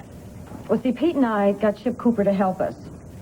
And the plan was that Pete and I were going to go into the lobby of the Waterside Inn, keep Mitch busy for about 5 minutes while Chip snuck around the back door to go up to Joy's room, which he did, and he tried to talk to her, which of course got him nowhere. And then I'm assuming that one of his so-called disciples found out that Chip was there and grabbed him, and before we knew it, Mitch called the police. Did they arrest him? No, it was us. We were the culprits because we were there to kidnap a young woman. Sweetheart, I am... you know, they got a point. She's of legal age, and she can make her own decisions. I hate to say it, but I think the only thing you can do is sit back and hope she comes to her senses. Well, but see, I can't do that. I already lost my father to that psychopath. And I'm supposed to just sit around and let him destroy Joy now? Dee, honey. Oh, I don't mean to yell like this, but I'll tell my frustration level. I'm exploding every other minute. I know, and having Bo gone, that doesn't help much. You know, when that brother of yours comes back from the jungle, I'm going to put him on a leash and never let him out of my sight. You won't get any argument from me. In fact, I'll pay for the leash. You got it. Anyway, the police are totally powerless right now. In their eyes, Mitch is completely legitimate. Oh, come on. You mean that he's really feeding, clothing, and housing the homeless? Exactly. Oh. I couldn't sleep last night, so I wrote a letter to the editor. Could scorch the pages, but it also might get the public clamoring for an investigation. Really? Well, I'll tell you what, we're way ahead of you. Vicki and I have already written an editorial. Didn't you read this morning paper? I read it all the way through. I didn't see an editorial on Mitch Lawrence. Well, you must have missed it. Last page, first section. It isn't here. What? It isn't here. I'll kill him. I'll kill him. No, wait. Now, you've got to check with Briggs first, honey. Come on, there's got to be another explanation. It might not have been your father. If Briggs took Ace's orders instead of mine, Briggs will be looking for a new job. Dorian, I'm very sorry about your makeup man. Which part are you sorry about, Tina? The fact that he was trying to kill me or the fact that he failed? Mom. Oh, just teasing. Well, I am sorry for your trouble, and I'm glad it's over. Thank you. And you, Richard, your troubles are just beginning. What do you mean? Oh, aren't you and Tina going to be married soon? Well, you're being a little more offensive than usual, Dorian. Kidding, honestly. See you later. Good to see you both. Bye. Well, Richard, I have here this list I made out of all the guests for the wedding, and Vicki needs to get it right away. But I thought maybe you might want to put down some other relatives. Yeah, well, first, I would like to discuss this trip that you're planning to make. Sweetheart, Tina and I can't be civil to one another. Life would just be too boring. Now, where were we? You were telling me how you're feeling much better today. Oh, yes. My skin is just pinkish instead of scarlet. Oh, Mom. You must have been so devastated to find out that it was Leo behind all of this, and that he was doing it for Melinda. You know, I keep trying to get Melinda out of my mind. The fact that she may never recover. It is good to know, though, that she didn't send him to do it. That it was just his thwarted mind that came up with this plan to terrorize me. And then Dad and John came to rescue you. You had two adoring heroes. I was much, much too hysterical to be flattered, but I'm very grateful for their help. So how'd it go with Dad last night? I mean... You mean, was there something romantic going on? Yeah. Darling, for one thing, A, I was in pain, B, I was in shock, and C, although I really do find him attractive, and I adore him... D, you're more interested in getting it on with John, aren't you? Ooh, crudely put, but so apt. Why do you keep looking at your watch in a hurry? Well, yeah, I've got to get over to the Waterside Inn pretty soon. Oh, where that maniac Miss Lawrence hangs out? Well, you know about Joy O'Neill, don't you? She's practically given over her life, dedicated everything to Mitch and God. Not necessarily in that order, either. You know, that isn't funny. No, I'm very serious. What? Tell me, what's going on? Mitch, I don't know. I just had the weirdest nightmares last night. Actually, I dreamt that I had a rope around my neck and I had another rope around my waist, and I was literally being pulled apart. Well, you don't have to be Sigmund Freud to figure that one out. That's your family trying to wrench you away from the mission and your true desire to stay. I just keep hoping that they give up. But Cassie called, and I'm sure that they have her on my case now. And what did she say when she called? Just said she was going to come to visit me. You know, I don't really know Cassie. Is she religious at all? Does she seem inclined to helping people, giving, and donating money? Oh, yeah, she's very, very, very generous. I know she believes in God, even though she doesn't go to church really much, but, it's neat. She really goes out of her way to help people, even if it endangers herself. Oh, well, I know she's an admirable young lady. Do you think there's any way that we could persuade her to join us instead of wasting her energies trying to get you to leave? Yeah, maybe. Maybe if you push the right button. You know, because when Cassie believes in something, she really gives it her all. Well, that's the kind of crusader I need. Except, dealing with her mother would make your family look easy by comparison. Listen, I understand that Dorian gave her some kind of a trust fund. Is that right? Yeah, $3 million. She can't actually have it until her 21st birthday, but, she gets some. You know, she lives off the interest. Huh. I'll bet you'd really love it if your good friend came here to live with you, wouldn't you? Yeah, I'd love it. Well, maybe you can do a little work on that today. Because, you know, pretty soon, I'm going to have you out in the street soliciting funds for the needy. Now, winning Cassie over to our cause would prove to me that you really are, how should I say, invaluable.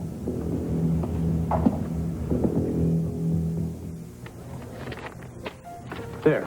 It's done. Now, you were saying that you were wanting to go to El Paso for Al Roberts' funeral. Yes, I do want to. In fact, my flight leaves in a little over an hour. Oh, then you're not asking me, you're telling me. Richard, there's nothing to ask you about. I'm going on behalf of both of us. Now, if that were true, we'd be discussing this instead of saying goodbye. Now, I don't understand this at all. Look, Al Roberts was very nice to me. He likes me, and that's a lot more than I can say for the people here. So I just want to go and pay my respects. Or maybe you just want to take care of Cord during his grief. That is just... Why are you getting angry? I'm only doing what any other decent person would do. Look, if the funeral were in Landview, or even Philadelphia, but to get on a plane and to travel thousands of miles for a 20-minute service for someone that you barely even know, I mean, that's insanity. I'm sorry, but I just don't see it that way. Yeah, unless, of course, you knew the Roberts family a lot better than you said you did.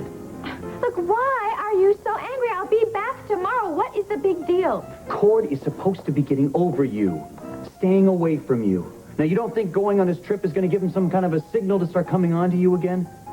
Absolutely not. Look, I know this is a real ego booster for you to have two guys in love with you, but I resent the hell out of this, Tina. Look, Richard, I really thought that you would not be jealous here. I mean, I really thought that jealousy was beneath you. And I don't see how you could possibly be jealous of my wanting to go to a funeral. Funerals are for family and for close friends, not casual acquaintances. But I am more than a casual acquaintance. Well, if that's true, then you lied to me.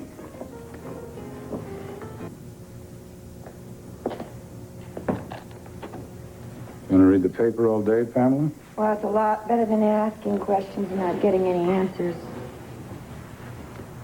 I broke into Clint's office last night. I stole a dying man's letter to his only boy. Al Roberts wrote a letter to Cord. Asa.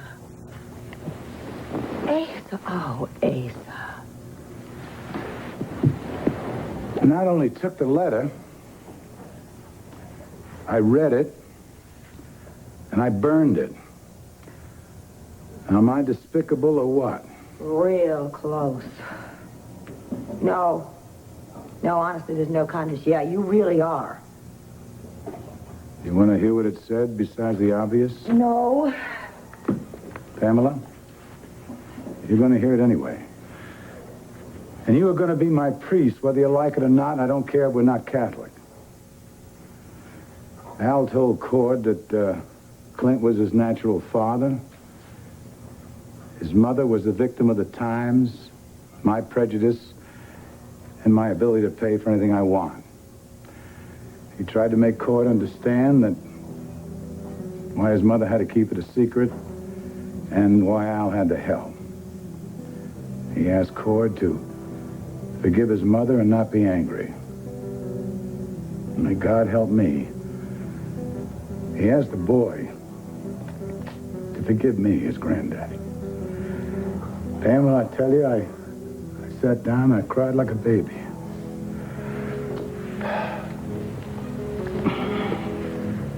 That was one fine man, Al Roberts. And Cord will never know how fine, because of me.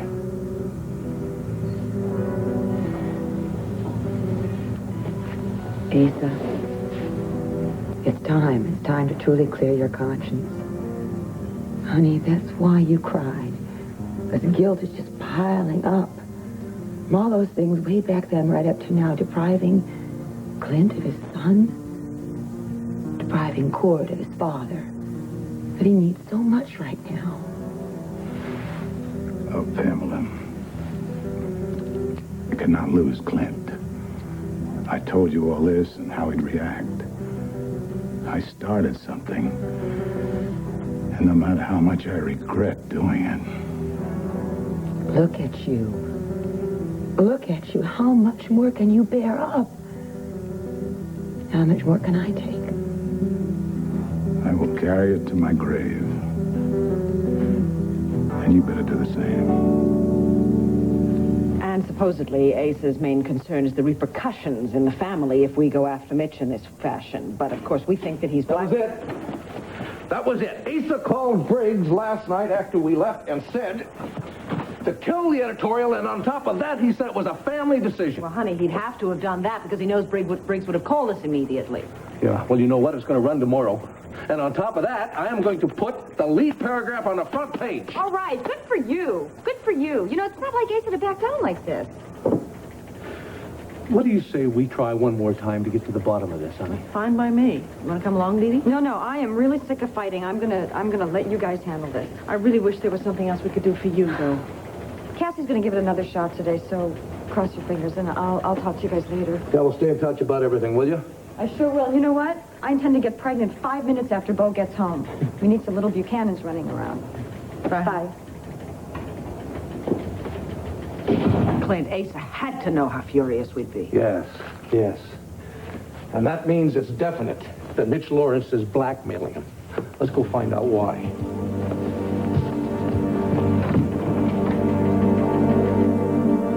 Lied to me. Richard, would you lower your voice? And I did not lie to you. I guess we can cross that wedding off our social calendars. All couples fight, Mom. It's normal. Well, darling, really, I think he's just caught her in her very, very best role, that of liar. Let's stop talking about Tina and get back to the problem of Joy. Thank you. Oh, yes. Well, it's awful. It really is. I think they ought to get her as soon as possible to a good psychotherapist. Yeah, you see, the thing is I feel responsible for getting her out of there because I was the one who brought her to the waterside and in the first place. You know, I thought if she saw Mitch in action, she would get disillusioned. The opposite happened. Mitch can be very persuasive. I think what you have to do is everybody has to do is just cross their fingers and hope this is just a phase she gets over. We can't just wait until it blows over. That's why I have to get down there. To the Waterside Inn? Yes, that's where she's living. No, Cassie, I don't want you within 2 miles of that maniac. Look, there is nothing to worry about. He is so busy playing saint, he would never lay a hand on me. I don't buy that. While he's spouting platitudes, he could be slipping a Mickey into your diet soda. Well, you see, that's what Dee Dee and Pete and I all thought. We thought that maybe he's using drugs with Joy. That's why I have to get down there as soon as possible. Wait a minute, don't you ever get tired of playing David and Goliath? St. Joan, I get tired of it. Let me tell you something. Your father said last night he was so glad that he didn't have to worry about either one of us anymore. Look, you're embarrassing me. Please don't get hysterical, okay? These are not hysterics. This is anxiety. If you leave for the Waterside Inn, you will see hysterics. Look, I just want to spend an hour or two talking to Joy, maybe trying to convince her a little bit. I am not going to spend 1 second with Mitch alone. I'll call you right when I get back, okay? Oh, I'm only your mother. You're not going to listen to me. I've got a request, though. No, it is a demand. Don't you eat or drink anything while you're at the Waterside Inn. I won't, I promise. It's the deal. Mitch Lawrence is absolutely brilliant in his deviousness. Wait till you see this, Joy. The messenger brought it over from the architect's office this morning. It's the blueprint for the Mitch Lawrence Haven for the Homeless. It's going to be built right here in Lambview as soon as I can get the money to start. Oh, my word, it's enormous. Uh-huh. This is going to cost you a fortune. It sure is. It's going to be a combination of dormitories, rec rooms. We're going to have a massive cafeteria and kitchen. Of course, we'll have a chapel. That'll be over here. More dormitories for the disciples, and if we get really lucky, we're going to have a pool right out here, and maybe even a hot tub for some of my special disciples. You know, it's just really too bad that Cassie doubts us, you know? I mean, just think what those $3 million could do towards making this happen. Mitch, it seems to me that, I just remembered Cassie can get a hold of $1 million if she wants to. Well, of course, I would never broach a subject like that to her because she'd instantly see that as proof that I'm trying to bilk everybody out of their money in this town. I hate to say it, but I think that Cassie is almost as narrow-minded as your family. But maybe one day, as we continue to clear the streets and the terminals of all those poor homeless people, and she sees how you have blossomed through your work with my guidance in the Lord's hand, she may change. I'm going to talk to her at lunch. Joy, you are lovely. Do you know that? Now, since you're not going to do any soliciting today, why don't you go into the kitchen? Look at me, Joy. I want you to go into that kitchen and whip up some snacks for you and Cassie, okay? All right? Because I want her to feel at home when she gets here. Okay. Okay, run off now, my little rosebud. Thank you, Mitch. Yeah. Thank you so much. Sure.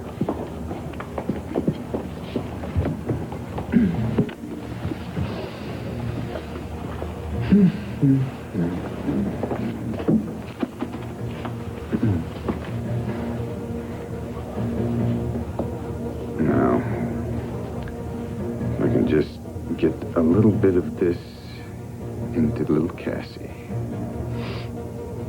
Richard, I do love you, and I don't know what to do or say to end this argument or to make you stop thinking that I feel more for Cord than I do. Well, that would be simple. Say you're not going on this ridiculous trip. You know, it just occurred to me why I'm even going. I mean, just talking about it makes me realize it's because I feel guilty. That's why I have to go. Look, Mr. and Mrs. Roberts came up here because of Cord. Cord followed me here, and I feel guilty about his dad. Well, that doesn't make any sense either. Well, I can't help it. That's how I feel. And the only way I'm going to feel any better is if I attend this funeral. Richard, I hate fighting with you.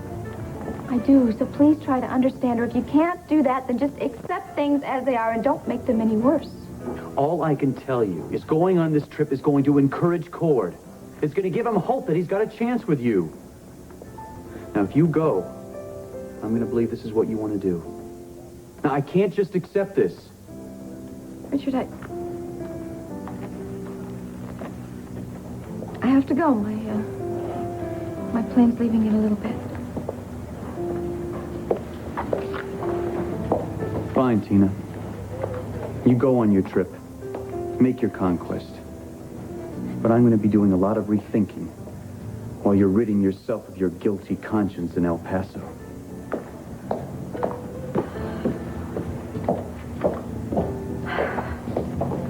Oh, my. I just love to see an engaged couple hugging and snuggling and planning for their future days of happiness together. And from what I've just seen, you and Richard have a day or two of happiness ahead of you.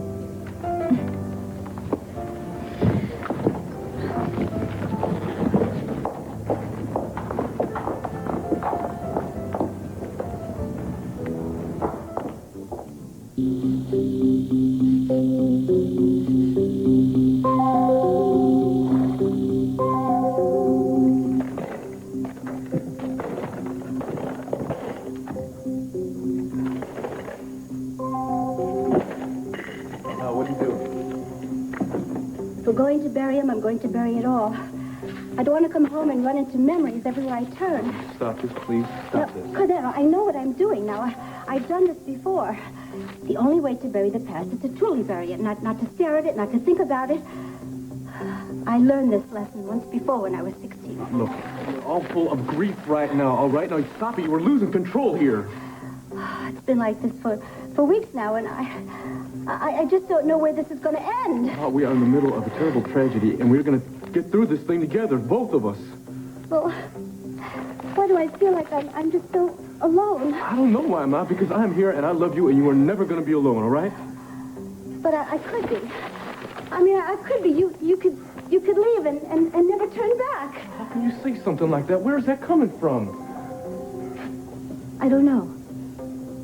I don't know, Cordero. I just miss your pa so much.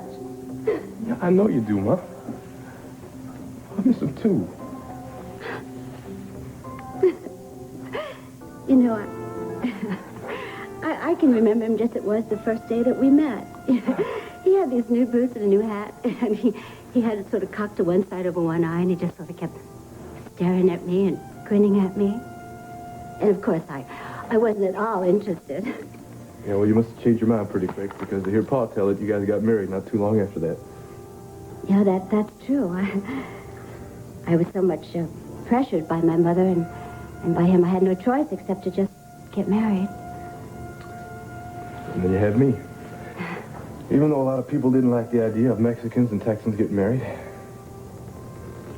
Some people still don't.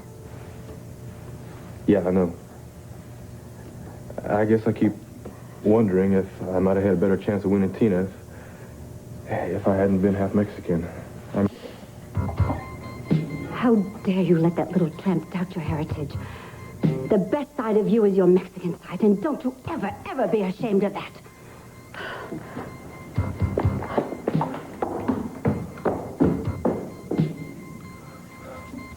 Damn it, Paul! Oh, no, hold it, son. Yes, I killed the editorial behind your back, but the reason I did was to protect this family. That is the honest to God's truth. Oh, come on, Asa. It's amazing to me how God's name is being bandied about, especially by people who lie. Yes, and you are lying, Pa.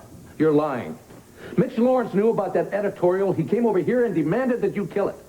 Now, I'm not leaving here until you tell me why you knuckled under to that punk. Because I didn't want Mitch Lawrence going after you again. Why, Paul?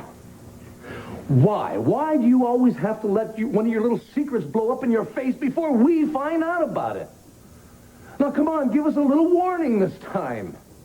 Obviously, you're ashamed of it, and maybe we'll be angry about it. But it's still a hell of a lot better than paying Mitch Lawrence blackmail money. Mitch Lawrence did not ask for, and I did not give him a cent. And I don't like your attitude. All I'm doing is looking after your hide. Asa, we're running that editorial tomorrow morning, and you can't stop it this time. So, when can we expect Mitch to act on his threat to you? Look, I have other things to do besides listen to you two insult the hell out of me. Now apologize and let go, or get out. All right, Pa. We'll get out. We will get out. But don't expect us, when this thing blows, whatever it is, don't expect us to help you pick up the pieces. This is your baby this time. This whole mess is yours from start to finish. Come on, honey. Asa. Asa, please. Won't you reconsider?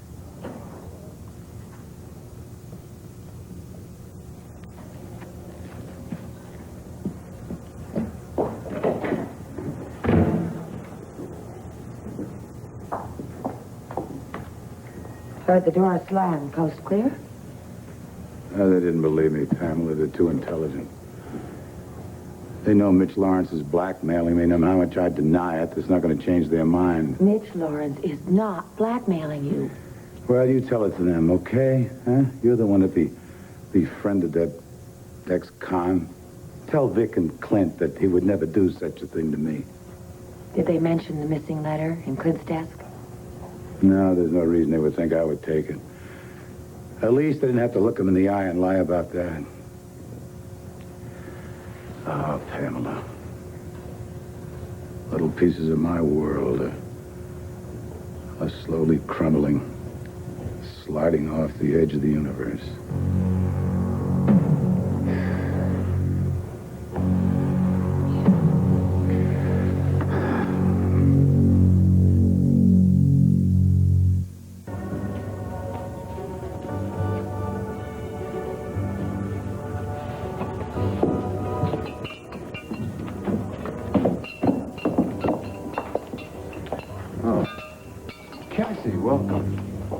Where's Joy? I believe she's distributing clothing to some of our new family members. Will you please tell her I'm here? Well, I hope you're not front line of another O'Neill plot to kidnap her. I'm simply here to see my friend. She's going to see who you really are sooner or later. Well, she's already seen who I really am. And so will you. If you come by a little more often and keep your eyes wide open. Maybe someday you'll join me and Joy and the others in our mission. Because, Cassie, you would really make a beautiful jewel in the Lord's crown.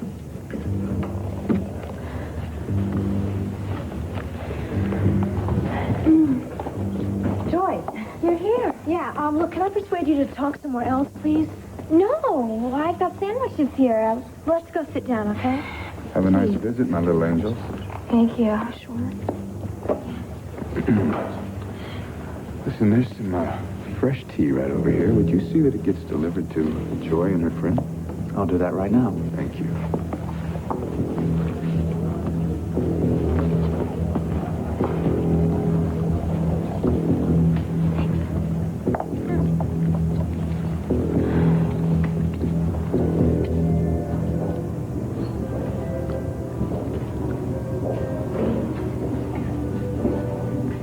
Cordero, will you forgive me for slapping you?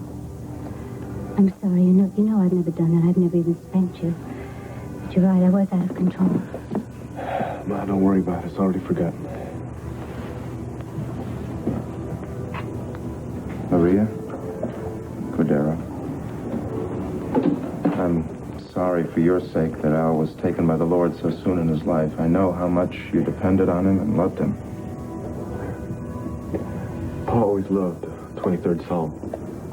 I think he'd like us to say that. And let us pray.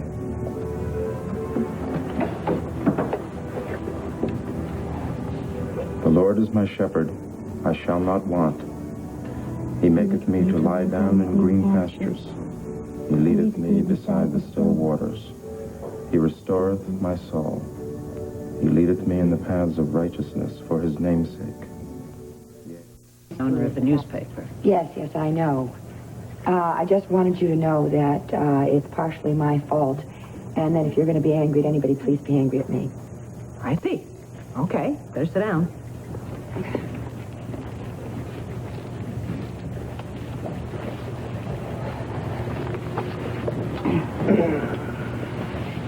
Why is that, Pamela? Why do you feel it's your fault? Well, I was the one that asked Asa to kill that editorial. I mean, you know that I believe in what Mitch is doing for the homeless. But Asa doesn't. No, he doesn't. He's worried about some other things, which I'm sure he told you. Yeah, some bull about Mitch Lawrence picking up the sword in defense of our pen. We don't buy that. Well, it's sort of a combination of my desires and his fears. But I don't understand why in the world you think Mitch would blackmail him. I've overheard their conversations. Which were concerning what? Well, you know, I mean, he was trying to convince Asa of his sincerity. To tell you the truth, I would have liked to have had more to do with Mitch's movement myself, but I just didn't want to cause him problems at home. But you're not afraid to fight with us over an editorial. And yet you say you convinced Asa to stand up to us about it. Come on, Pam.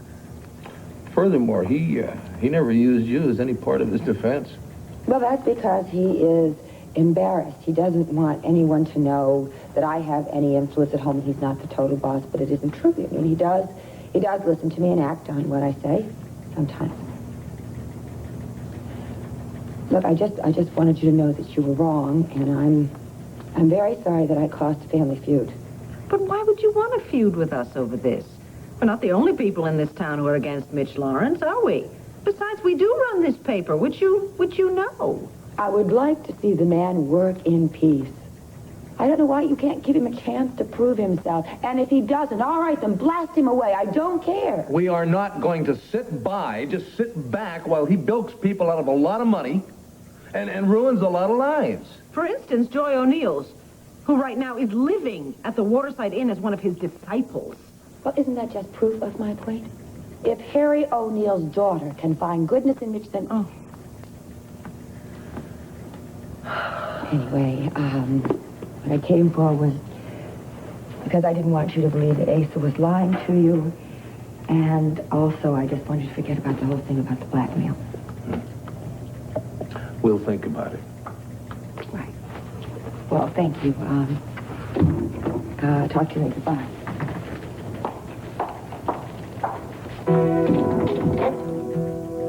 She hasn't learned a thing living with Asa. She is undoubtedly one of the worst liars I ever met. Yes, but she's a missionary's daughter, honey. Why would she lie? I don't know. But I'll tell you one thing. Whatever the issue of that blackmail, whatever it is, it's got Pamela scared to death as well. Through baptism into his death, we were buried with him, so that just as Christ was raised from the dead by the glory of the Father, we too might live a new life.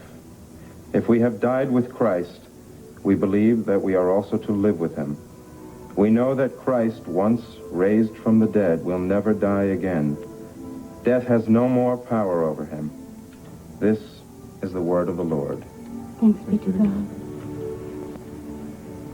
Please be seated.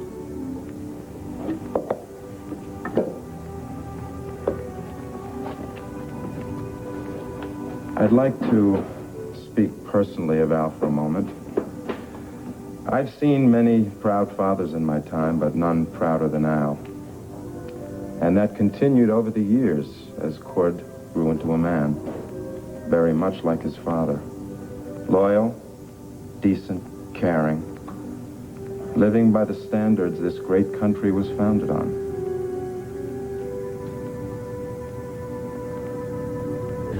Ah, Cassie, it was so embarrassing. I can't even begin to tell you. Chip came in here and literally gagged me, and then they tried to take me out of here, carry me. Listen, doesn't that prove anything to you? Doesn't that prove that your family loves you and they care very much about you? And why are you putting them through this? No, there are so many other ways, Joy, that you could help the needy. You have got so much nerve telling me what to do when you never listen to anybody when they tell you what to do, especially your parents. What am I supposed to do? Ignore my own feelings, my conscience?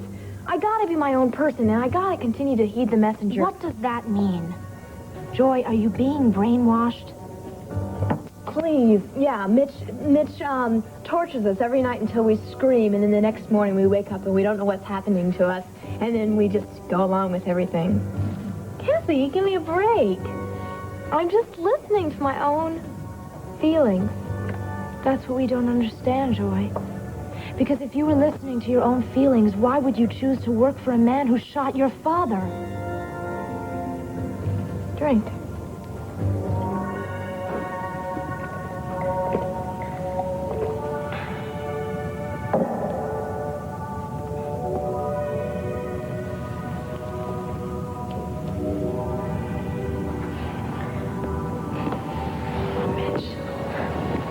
Yes, my lover. I did everything you asked. I went to the bank, and I withdrew my $3 million from my trust fund. Here's a check. It's all yours. That's wonderful, Cassie. But it's only the beginning. Because now we have to figure out a way for your mother to die. So you can have everything.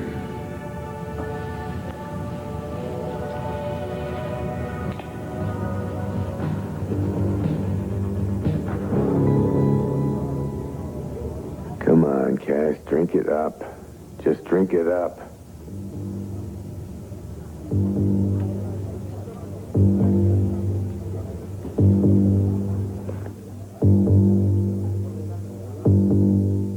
Buchanan has got to be one of the world's most inept liars. Yes. And it's not her style, honey, that's for sure. Why would she want us to believe that Asa killed that editorial against Mitch? Because of her. I don't know. Do you have any theories? No, I don't, but I sure don't like what's going on around here lately. First, somebody breaks into my desk, steals a deathbed letter from Al Roberts to his son, Cord. Asa kills an editorial against a man he absolutely despises, and now Pamela just tries to tell us and convince us that he did it because he's afraid of a libel suit. If Asa was afraid of a libel suit, he'd have to wear a muzzle. Dorian, do come in. There's no need to wait outside. Yes, to what do we owe this unannounced pleasure? This supposed crusaded newspaper you two are running. Well, now, what did we write that offended you? It isn't what you wrote, it's what you didn't write.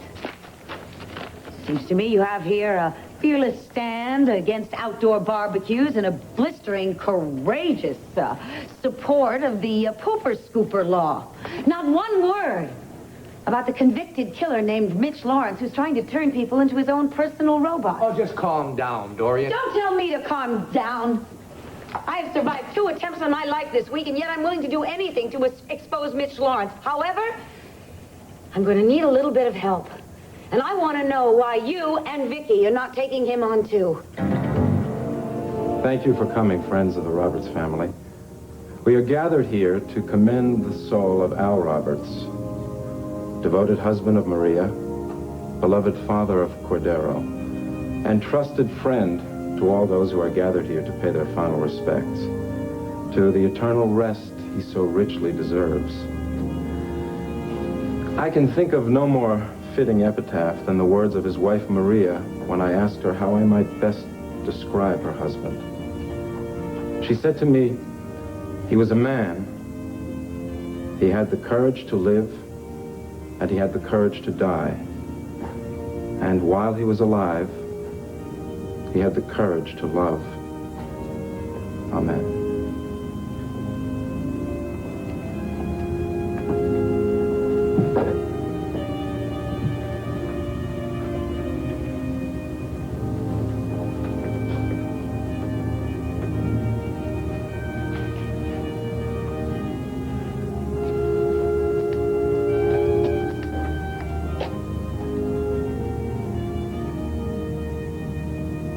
Drink it, Cassie, drink it.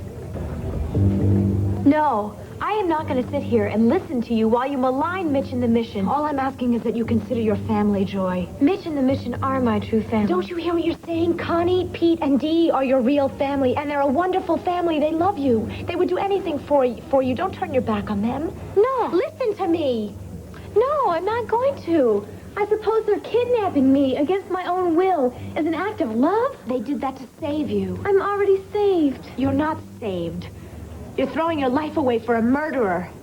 Stop it, Cassie. I don't want to hear another sentence out of you, not another word. Bye, Cassie. Joy, please, listen to me. Excuse me, are you two having a problem? Cassie's making me very angry. Well, anger is very unbecoming a child of God. I'm sorry, but I don't want to listen to her put down you and the Mission. May I please go to my room? Aren't you being rude to your friend? She's confusing me. Heed the messenger, Joy. Be true to yourself. God is with you. And with his help, I'm sure you can convince Cassie that love is the watchword here at the Mission.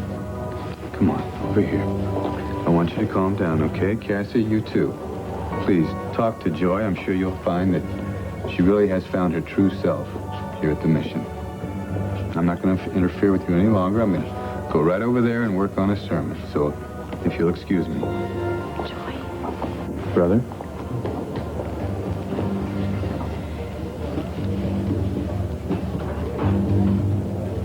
I did not come here to upset you. It's all right. I'm fine now that Mitch has pointed the way. Listen, come on, let's talk. Why don't we go over to Wanda's and talk? Why? Because I want to treat you to a burger, and I think that we should laugh and talk like old times, you know, like we used to, so we can be ourselves over there. Oh, there's plenty of food here, and I can be my own person here. Look, why can't I get through to you?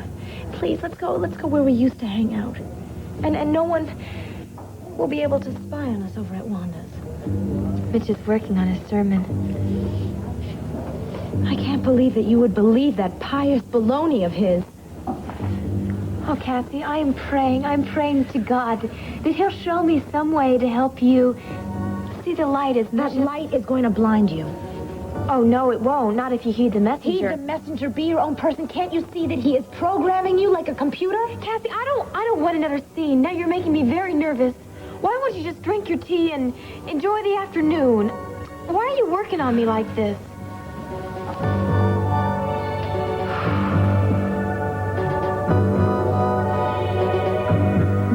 The truth is, we did write another editorial against Mitch Lawrence, but Asa pulled it. Asa pulled an editorial against Mitch Lawrence? That doesn't make any sense to me. I don't believe it. Asa detests Mitch Lawrence.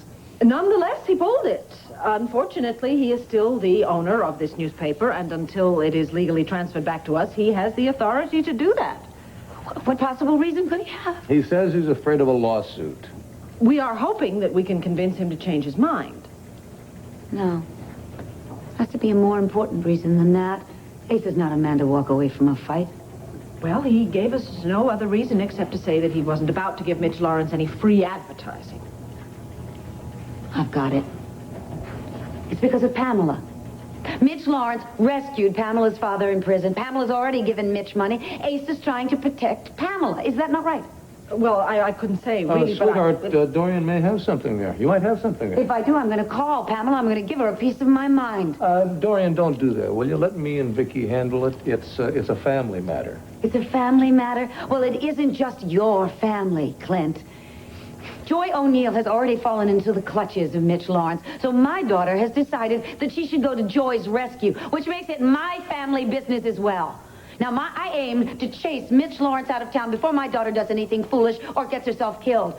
But I was hoping that I could have the Banner's help. Well, we're trying, Dorian. We really are. Unfortunately, as long as Asa owns this paper, we're helpless. Oh, wonderful, wonderful. The two of you want to stick your head in the sand while the youth of this town are being systematically destroyed by Mitch Lawrence, while the aged are being swindled out of their life savings. Fine, you go ahead and do that. But I'm telling you, WVLE is going to throw everything I have against Mitch Lawrence. I'm really terribly disappointed in you two. The man is a human snake. Now we should come out against him. The human snake can sue us for libel. We could go bankrupt. And contrary to what Vicky and Clint think, this banner is not their toy. It is a business. Mitch Lawrence is a danger to our community. Now, it's our objective to say so. It is my objective to make sure this paper does not belly up. Fine, Asa, it's your paper. You're damn right. Just want to make sure you got that straight. Asa, I think that's enough business for right now. Well, we have a lot more pleasant things to talk about. Richard, what about your wedding plans? Well, sounds like strike two to me, Pam. What? As a matter of fact, there may not be a wedding. Why not? The bride-to-be just went to El Paso, Texas. El Paso? What the hell's she doing in El Paso? According to Tina, she went there to attend Al Roberts' funeral. What about according to Richard? I think she went to see Cord Roberts. Ma, no. She has no right here. This is no time for a scene, Ma. This is an insult to your father's memory. I want her out of here. Just ignore her.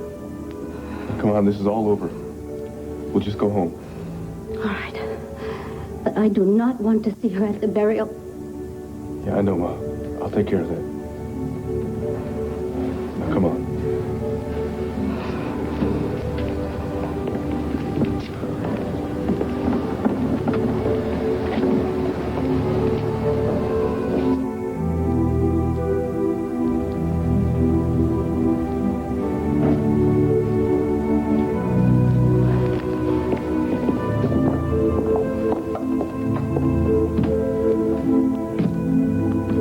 On the rocks? I'd say that's a safe assumption. How could the gal be so dumb to go down El Paso to a funeral of a man she hardly knows? I asked her the same question. We even had an argument about it. I think it's a good thing. She went down there to support him during this difficult time. Richard, they're friends. She is engaged to Richard. What's she doing with Cord Roberts? She says that Cord was very kind to her the last time she was in El Paso. Look, whatever the reasons are, she obviously met Cord and got close enough to the Roberts family to want to attend Al's funeral. Didn't you object? Yes, loud and strong. Well, hell, Richard, she'll be back, and you two will patch things up between you. Look, I should get going. I've got some things to attend to. Richard, it's a hell of a lot easier to find a job than a good wife. Now, you know there's no love lost between Tina Lord and me, but if that's your woman, my God, Richard, go out and fight for her. Well, thanks for the advice, Asa. But there's an old saying that goes, if you love someone, let her go. If she comes back, she's yours. If she doesn't, she never was. Nice seeing you, Pam. Bye, Richard. Damn fool. He's not going to admit it, but that is one scared young man. And you know what he's scared of? Cord Roberts. I'll tell you something. So am I.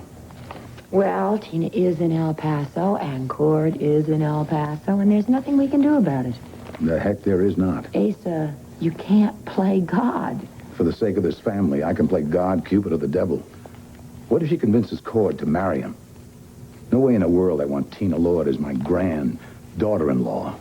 If they get married, maybe they'll stay in El Paso. No way. The Lord fortune's in Landview. She'll hustle that kid back here as fast as a barker at a sideshow. El Paso, Timbuktu. But the closer she gets to Cord, the closer she's going to find out that Clint is his father. And damn it, Tina Lord is not going to learn that secret. Tea is the only drink Mitch allows us at the mission. It's just so relaxing. Well, aren't you going to have any? Are you all right, Joy?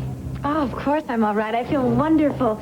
I feel as if the Lord's Spirit has just covered my whole body. Mitch teaches us that if we give our will to the Lord, that we can draw upon his enormous strength and help the homeless and the poor.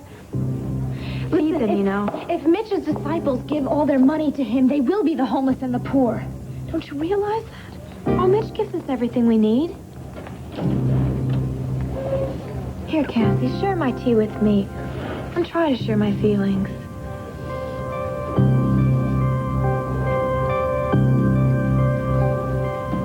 Don't you eat or drink anything while you're at the Waterside Inn. I won't, I promise. It's a deal. Mitch Lawrence is absolutely brilliant in his deviousness. Is something wrong? No. I'm just not very thirsty, that's all. Oh, are you sure it's such a hot day? It's amazing how cool this stuff makes you feel. No, really. Actually, maybe you are right. Maybe I will have a drink after all.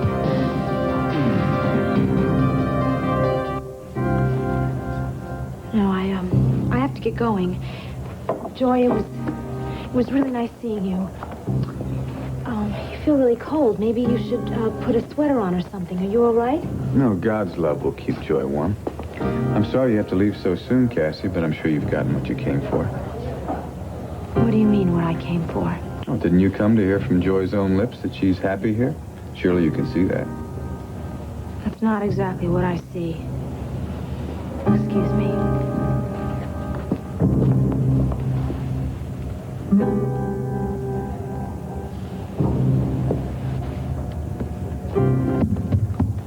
Flights to Philadelphia are canceled because of a little rain? Well, there must be someone out of El Paso tomorrow. Oh, tomorrow's too late.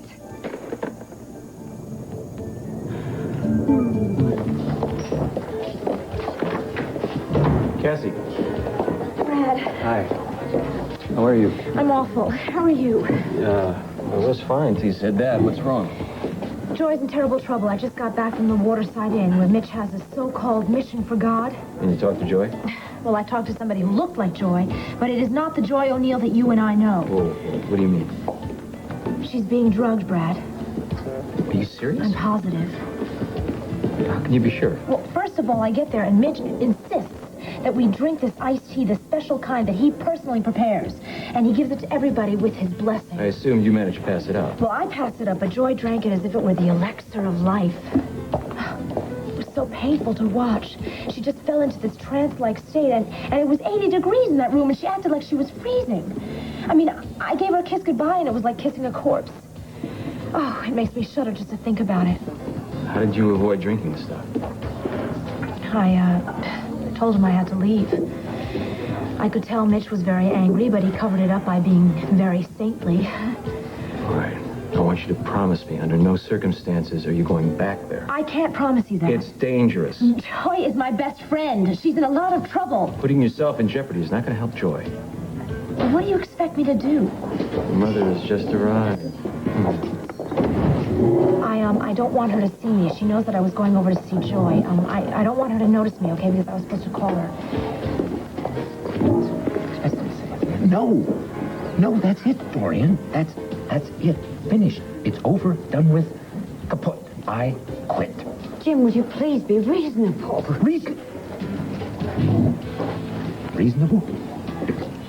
You have me arrested on suspicion of trying to murder you, and you want me to be reasonable? I didn't have you arrested. The police did it. Yeah, well, I didn't see you leaping to my defense. Well, I was just scared out of my mind. I had no way of knowing that it was Leo who was terrorizing me. Thanks a lot, Dorian. Just thanks a lot. How do you expect me to continue a working relationship with someone who thinks I'm capable of murder? I'll make it up to you. I need you, Jim. The show needs you. I'll give you a raise. A raise won't make up for the humiliation that I have endured. How about a chance to produce your own news documentary?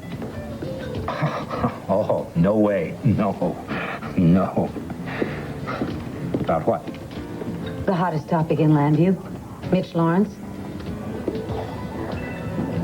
Sole credit as producer. My name, little box. Your name in a box. Will you do it? I'm interested. Oh, wonderful. All right. When do we start? You've already started. I want you to go to the studio, and I want you to get a hold of every photograph, every inch of footage you can find on Mitch Lawrence. I, meanwhile, am going to get to the police. I'm going to put a lot of pressure on them, on air, to go over to the so-called mission for the homeless. Search the place, top to bottom. On what grounds? On the grounds that he's hypnotizing, brainwashing, possibly drugging all of his disciples. Dorian, you could be asking for a slander suit. I don't care if it's first-degree assault. I've got to stop Mitch Lawrence before he catches my daughter in his net. I don't think she's in his net yet. Sitting right over there with Brad Burton. So she is. What a relief. I thought she was over at the Waterside Inn with Miss Lawrence, and I've got to talk to her. Jim, you get that material on Mitch, and I will meet you back at the studio. Jim? Yes? Give it everything you've got. I intend to burn Mitch Lawrence down to the ground. Something wrong? I just keep thinking how we lost that letter from Al Roberts to his son, Cord. Honey, come on, we've been over this before. I know. I just can't get it out of my mind. I mean, I'm about to be a father, and I think I must know how important it was for Al to get his last thoughts down on paper to his boy. Wait a minute, I have an idea. Whoever took that letter obviously took it because they thought it had something of value in it, right? I suppose so, yeah. Well, then, by now they've opened the letter. They know there's nothing in it, but maybe they kept the letter. I think I see where you're headed. Yes, why don't we take a full-page ad in the Banner explaining that, in fact, it was a deathbed letter from a man to his son and asking the thief just to mail it back to us, no questions asked. You know, it could work. Sure, we have nothing to lose, and we might get lucky. The odds are about as long as winning the lottery, but it's worth a try. Let's do it. Pam, I need one more favor. No, Asa, no more favors. Why do you think I confided in you about Cord and Clint? Because I needed your help so bad. Oh, honey, I love you so much. Come over here, sit down. I don't want you to turn yourself into something you're not. But honey, a lot of us have done things in our lives we're not proud of. I'm a very desperate man. If she turns Clint against me, I won't be able to handle it. Not with my grandchild coming, not when I've got my boys back where they should be. What do you want me to do? I want you to go to El Paso. So what in the world can I accomplish in El Paso? Well, I got me an idea, but first you say you have to go. Right. Honey, this is no game. This is for our future happiness and my future with my son and my grandchild. What do you say? Will you go? All right, Ace. I'll go. Hot damn, I knew I could count on you.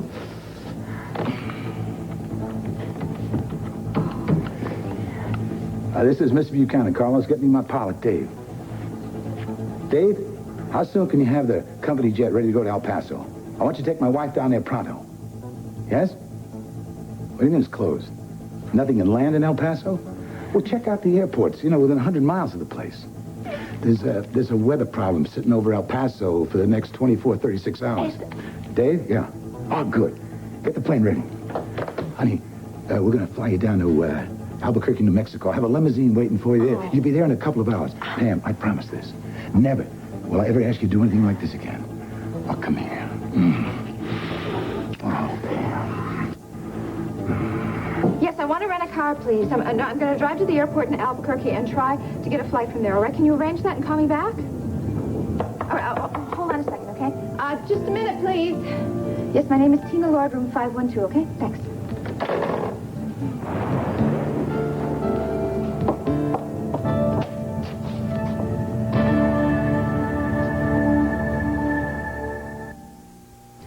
I'm going to do a series of exposés on Mitch Lawrence on my show, so I don't want you going to the Waterside Inn, because after today's show, I'm sure the police are going to stage a raid, and Mitch is going to want revenge, and I don't want you to be a convenient I target. think I should already tell you that I've already been to the Waterside Inn today, and I've already talked to Joy. What happened?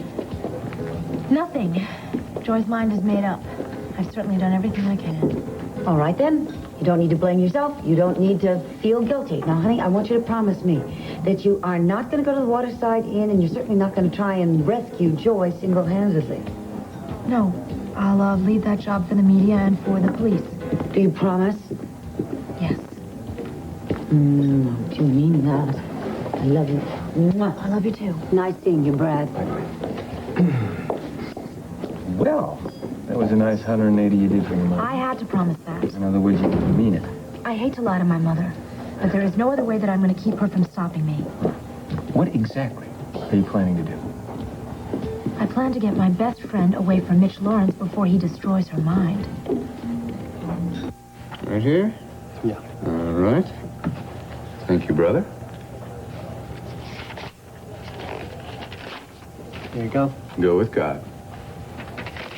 All right, gather around, everyone. I've got something that I want all my people to see. What is it, Mitch? Now, I have talked many times about the day when our mission will have a magnificent building of our own. It will house our administrative offices as well as our shelter for the needy. Now, in my dreams, God has shown me this edifice, and always at the highest point, at the top of a golden tower, is a symbol of God's power. Now, in this box is a scale model, if I can just get it open, of that symbol. And here, excuse me, sister, here it is. Oh, Mitch, it's beautiful. Oh, Mitch. It's beautiful, Mitch. Mm-hmm. May I see it? Oh, and what's your name, child? Susan. This symbol will dedicate our love for the Lord, this crown. And one day, you will be of its most vibrant jewels. Where are you going to keep it, Mitch? Well, for right now, I'm going to keep it as the centerpiece of an altar in my room, an altar which I will consecrate to give thanks for the Lord for getting our mission off to such a glorious start. Oh, amen. God, praise Mitch. Each night, I will choose one member, one of you from among my most loyal and dedicated followers, to join with me in worshiping at the altar. Together we will sanctify our union with each other in the Spirit of the Lord. Now, I wonder who, will be the first to unite with God's messenger.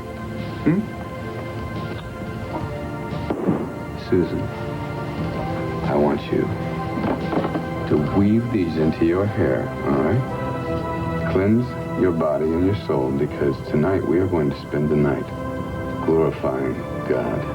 I'd like to join in the sanctification too, Mitch. Not tonight, Allison. Tonight, Susan is the chosen one. Joy, perhaps you'd like to be chosen next.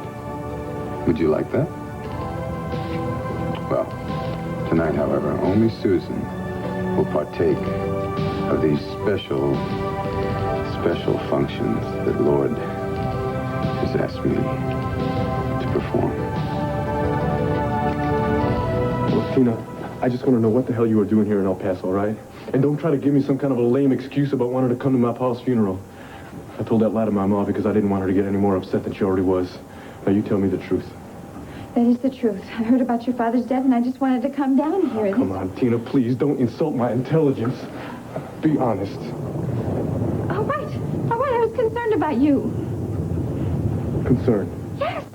I was wondering how you were doing because of your father's death. I know how much he meant to you, and I knew how much you'd be hurting. How in the hell did you think that your coming here was going to lessen my pain, Tina? It's only doubled it. Gord, please don't be angry with me. Tina, I'm not angry with you. I am furious here. Just who the hell do you think you are, huh? That you can come here and you can play games with my life and my feelings like this, huh? You're not being fair to me. In fact, you're being cruel. How do you think I felt when you walked into that chapel today, huh? Don't you realize I risked my whole relationship with Richard to come down here? Oh, and that's supposed to make me feel better? Gee, Tina, you want me to feel sorry for you now? I just want you to know how much I put at stake here so I can come down here and give you my sympathy.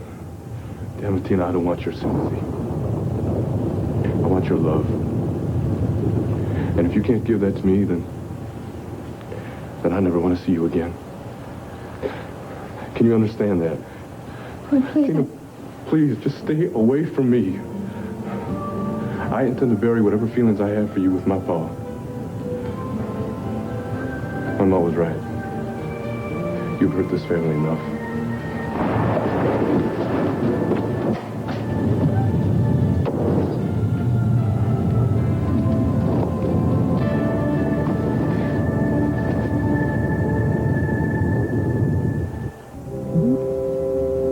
Well, Pa, I guess this is going to be the last chance I have to talk to you. Somehow, it's still so hard to believe that you left us. You were always so full of life, you know. I don't think I've ever known anyone else who appreciated the gift of life like you did. But I suppose you'll always be with us. In our hearts. In our thoughts. I guess I just wanted a few minutes alone with you, Pa, to thank you. To thank you for teaching me my life, you know? How to live, how to love, how to fight for things that are important to me. Oh, Lord, Pa, I could sure use your advice right now. See, it's like I am riding these two ponies at once, and they're both going in different directions. Pa, I know you wanted me to stay here and take care of the ranch, take care of Ma. But this girl, oh, she's in my skin, Pa. My heart just dies to look at her. I know that you liked Tina. And you thought that she was a gal worth fighting for. I don't rightly know what Ma's got against her. So I can stay here, and I can take care of the ranch, and I can put Tina out of my mind. But, Pa, I don't know if I can do that any more than I can put you or Ma out of my mind. Or I can go to Landview, and I can fight for her like you taught me. Hey, you remember on my 10th birthday, you bought me that fiery little pony, you know? And we went out riding by the fence. And I swear, that pony threw me, what, 10, 12 times, something like that. And every time you picked me up, and you held me real tight in your arms. And you said, son, remember this. Nobody ever promised you that you're going to have an easy ride through this life. And you're going to have your share of bumps and scrapes and falls. But what's most important is that you just get right back in that saddle.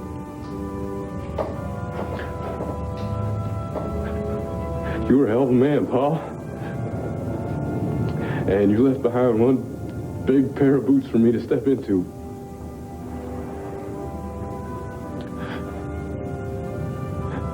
Pa, you know, since I've grown up, I never said this much, and I don't remember when the last time it was I said it. I know I should have said it at the hospital the other day. But I'm going to say it now. And I hope to God that you can hear me. But no son ever loved his pa as much as I loved you. I keep having this feeling like you're going to come up to me in the morning and you're going to say, hey, come on, son, let's go out and ride the range like we used to. Well, until we can do that again, Pa, I guess I'm just going to have to say so long.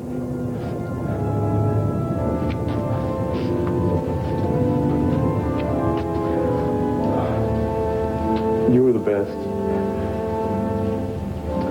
The best father, the best man, the best friend I've ever known. And I know that if I could be half the man that you were, I am going to be riding high, wide, and handsome for the rest of my life.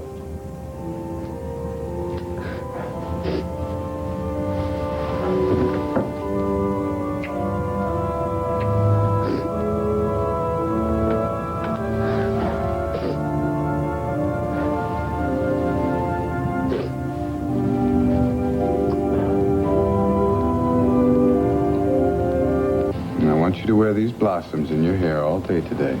And then tonight, before the sacred altar in my room, I'll take them off myself. Oh, thank you, Mitch.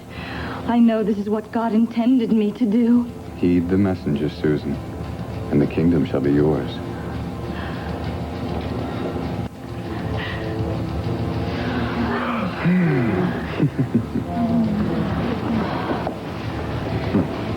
I thought that I was the one who was supposed to spend nights with you. Oh, is this jealousy I see in your eyes, Allison? There's no room for jealousy in the kingdom. But you said that I was the one who was closest to your heart. And you are, Allison, you are. But Susan is very weak. I feel that she's maybe slipping away from us. I can't let that happen. I must convince her to stay with the group, and I'm afraid that a whole night alone with her is what it'll take to accomplish that. You've got to remember that as the leader and God's messenger, I'm going to be called upon from time to time to perform these special duties to keep us all together.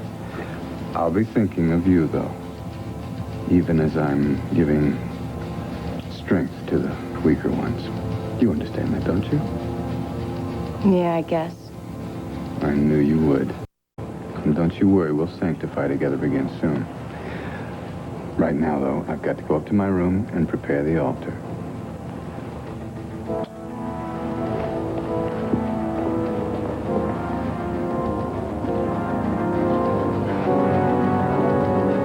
Can you explain to me how you intend to outsmart Mitch, Lawrence? Very simply. I'll have him think that he's got control over me and that I'm a disciple. You gonna join the mission? Can you think of a better way? Oh, Mitch knows you. He's not gonna buy it. He will if he thinks I'm drugged on his tea. Well, in order to make him believe that, you're gonna have to drink the tea, which means you really will be hooked.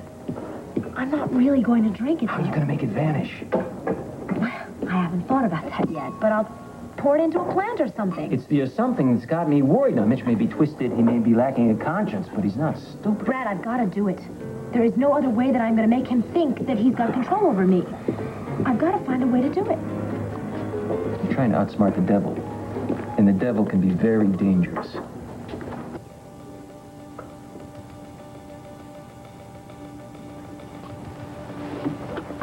Man, it's tough on the old knees. Okay. This is the beginning of a momentous chapter in the memoirs of Mitch Lawrence. I want to record every detail. Tonight, I'm going to take a young virgin to my bed and initiate her into the ritual of sanctification by God's messenger, namely moi. I think it is important to note here that Susan is only a trial run. Before I am finished, I intend to have Joy O'Neill and Cassie Callison in my bed. And when I do, I will consider that I have begun my revenge on the O'Neills and the Callisons for what they have done to me.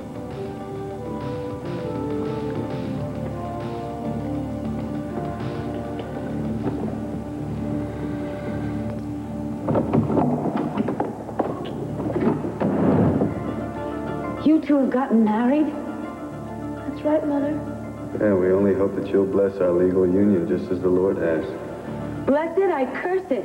Kathy, your whole life is cursed. How could you fall for the act of this lying, hypocritical charlatan? Don't get hysterical. Here, drink some of this. Relax. We'll talk about it later. How can I possibly relax? My daughter has married a killer. Dorian, I'm so sorry you never accepted my new mission in life. Your mission is the same as it's always been.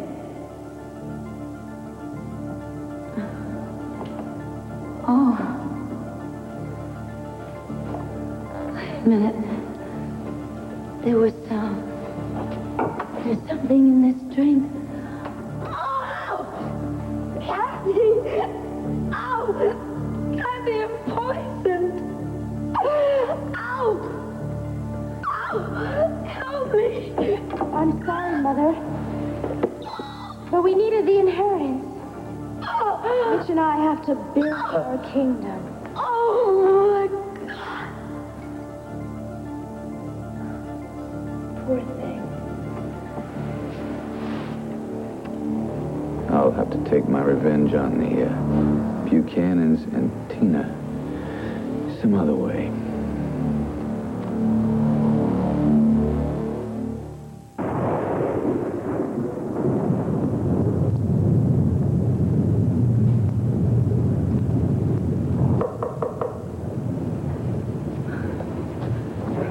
Cord, I was hoping you'd come back.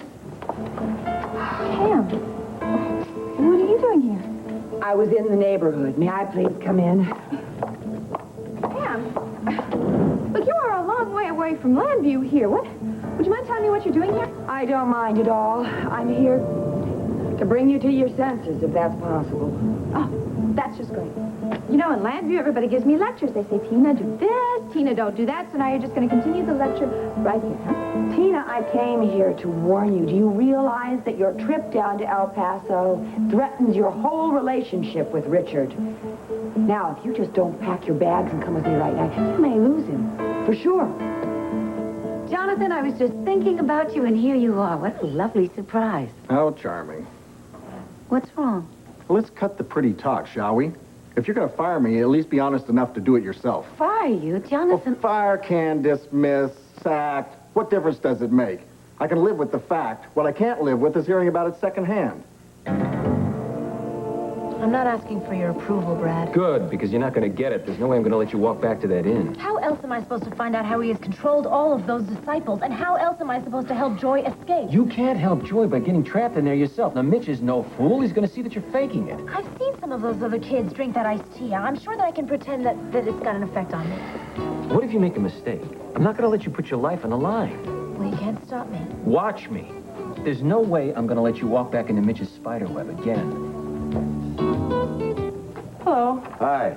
I just got back from Mountain View with Dr. Spender. She says that Leo Carson is going to be kept in maximum security pending the court's decision. Good. I think it's safe to say the court will want to see Leo confined to an institution for the criminally insane for a long, long time. Oh, you seem relieved. Well, of course, I mean, it's always pleasing to see a difficult case concluded satisfactorily. Oh, especially when Dorian's concerned. I won't deny it. I was worried about her. Old habits die hard. But now we can turn our attention to more pressing matters, right? Yeah, so I hope that means Mitch Lawrence. I think he's enjoyed the free air of Landview long enough. Yeah, let me tell you something. Wait a minute.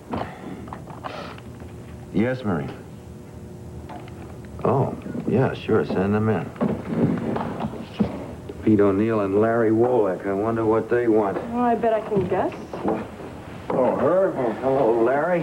Thanks for seeing us, Herb. No, not at all. Larry, you know my associate, Maggie DeLake? Yeah, it's good to see you again, Doctor. You too, Miss Good. Well, have a seat.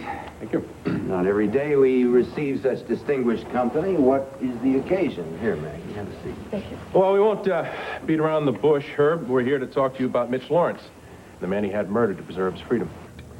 We're talking about Stan Willard, the con who hanged himself at Statesville Prison. Al, wait a minute. Yeah, he died of strangulation, that much is sure. But as far as suicide is You don't concerned... think it was? Come on. We know that it wasn't. Come on, he was about to implicate Mitch Lawrence in that prison break, remember? Yes, so you keep telling me, Pete, but there is no definite connection between Willard's death and Mitch Lawrence. Sure there is. It's obvious. Mitch Lawrence contacted one of his friends in Statesville Prison and had Willard eliminated. But that's one theory, Pete. We need proof. It's not theory, and Larry has the proof. All right, I saw the autopsy report, and the coroner mentions bruises and abrasions on the body. I studied that report, Larry. Now, isn't it just possible that Willard received those bruises when he resisted capture after the prison break failed? Yeah, all right. It's also possible that he received them in fighting for his life. Yes, that's more like it. I mean, my sources indicate that Willard gave up without very much of a struggle. It's more likely that he did get those bruises when he was fighting the man that killed him. Dr. Wallach, were there any other implications that show he was fighting for his life? It was in the pattern of the bruises. For example, there was one very severe bruise at the back of the head. That would indicate someone came up from behind him. Larry, you're a fine doctor, but you're not a criminal pathologist. It doesn't take a pathologist to see what's as plain as the nose on your face. That is, if you're looking for it. No, Pete, that isn't fair. Now, if Mitch is guilty, we want him as badly as you do. Oh, really? Funny, he doesn't look that way. Come on, Pete. Let's not make something personal out of this. Hey, Larry, look, I'm not the one who's refusing to investigate just because I didn't think of it first. And I am not about to waste the taxpayers' money hauling in Mitch Lawrence on a trumped-up charge that can't be supported. Damn it, it can be supported. I can support it, Larry can support it. Well, unfortunately, Pete, the district attorney can't prosecute people on your say-so. You know what? I'm damn sick and tired of you pointing out to me that you won the election. Now stop rubbing my nose in it, Herb. I'm not doing that, Pete. That's exactly what you're doing. And you're telling me that I'm personally involved? You better believe I am. It's my niece, Joy, who's out there, who's a victim of Mitch Lawrence. Let me ask you a question, Herb. How would you feel if it were Cassie, huh? who was a victim of Mitch Lawrence, and she was drugged out of her mind and having to bow down to... Listen to me! Bow down to Mitch Lawrence! Wouldn't you be personally You are not involved? the only one who cares about Joy O'Neill and all those other young women Mitch Lawrence may be exploiting. Maybe? Gentlemen. How much proof do you need? A hell of a lot more than you've Hey, got. hey, come on, both of you.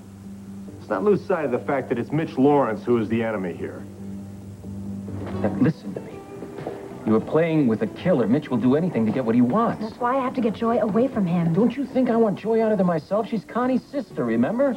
That family has suffered enough at the hands of Mitch Lawrence. Help me. Not if it means going back to the inn and pretending to be one of his disciples. Look, I'll risk anything to get some evidence to put that man away. He will put you away before you get the chance. Brad, look, I've tried talking sense into Joy. She doesn't listen. Her family's even tried to kidnap her, and they got no result. Sometimes you just have to let the cops do their job. Oh, right. They're the ones that freed him in the first place. No, the only way to stop a man like Mitch is to play his game. He made up the rules. He can play it better than you can. You challenge him, he's not going to just beat you, he's going to bury you. Look, as long as my friend can't help herself, then I'm going to do it for her. Yeah, sounds like a friend of mine, a fool named Cassie Callison. What do I have to do, carry you out of here and put you on a plane to Alaska? Try it. I'll take the first plane back to Lambview. I'm wrong. You're not foolish and stubborn. You really do want to get yourself killed, don't you? Brad, if you're not going to help me, then I'll just have to do it myself. Oh, wait a minute. You're not going back there. Let go of me. Not until we settle this. As far as I'm concerned, it's settled. Now let go. Look, I told him, I tried to anyhow, I told him that he had a legitimate reason to come down here. Richard really had some ideas of his own. What kind of ideas? Oh, about you and Cord. I mean, he didn't say it in so many words, but I'm sure that's exactly what it was that had him upset. Is he upset enough to want to cancel the engagement? Tina, that's why I came down here. Now, do you want to lose him? No. Of course I don't. Okay, then. Come home with me now. Look, I can't promise you anything, but at least you have a chance of salvaging something of that future with Richard. Why, did he send you here to fetch me? No. Fortunately, Richard doesn't know anything about this, Tina. Look, I came here because I'm your friend and because I care about you, because I don't want you to make another mistake. Well, can't you see I'm trying not to do that?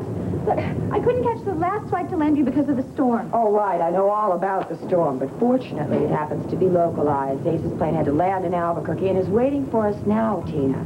All we have to do is just hurry. Now, just a minute here. You said you came down here in Ace's private plane? Yes, Tina, I did, because I wanted... Just a minute here. I don't get this. Why is he so interested in me and my love life all of a sudden, huh? Ken, what is going on here?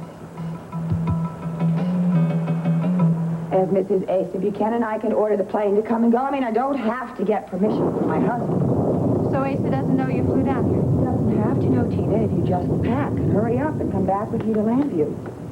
You know, Pam, some things never change. You're still a lousy liar. You and I both know you wouldn't defy Asa like that. He doesn't know anything about you being down here, does he? All right, he doesn't, but what difference does it make? He knows how important it was for me to come and get you.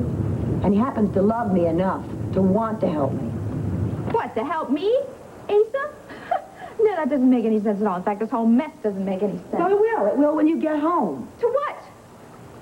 You're saying I probably lost Richard. I've already lost Cord. What, you mean you saw him? Briefly. At the funeral services. In fact, you know, I don't know what was worse. Seeing the look in Maria's face when she saw me, or the look on Cord's face. Did you talk to him? Not there. He came by here later, and I thought he'd be telling me how grateful he was that I came down to express my sympathies and everything, but all he told me was... Was what? Oh, Pam. He told me that he didn't want my sympathy. He wanted my love, and if I couldn't give him that, then he just didn't ever want to see me again. Oh, Tina, honey. I'm sorry. I could have told you that. No, everybody told me. Richard told me. I just thought that... I don't know, Pam, if only Cord would realize I wasn't trying to twist the knife. I was only trying to be a good friend. Well, honey, you should have known better than that. You can't be good friends when one person wants more than the other one. I think you really better pack and come on home with me. What? In Ace's plane? No way. No, he didn't offer this out of his own generosity. If this is some kind of trap of his, I am not going to fall into it. Tina, Do you want to blow the only chance you have to keep your relationship with Richard? And look, I am your friend. Trust me. You will if you do not come back with me now. Pam, I know you're my friend. But you're also Asa's wife, and that's where your first loyalty has to lie. Tina, please listen. No, and I am not... I'm going to go home on my own. And I'm going to deal with Richard in my own way. Pam, I have made enough mistakes, sir, okay? I'm not going to make any more.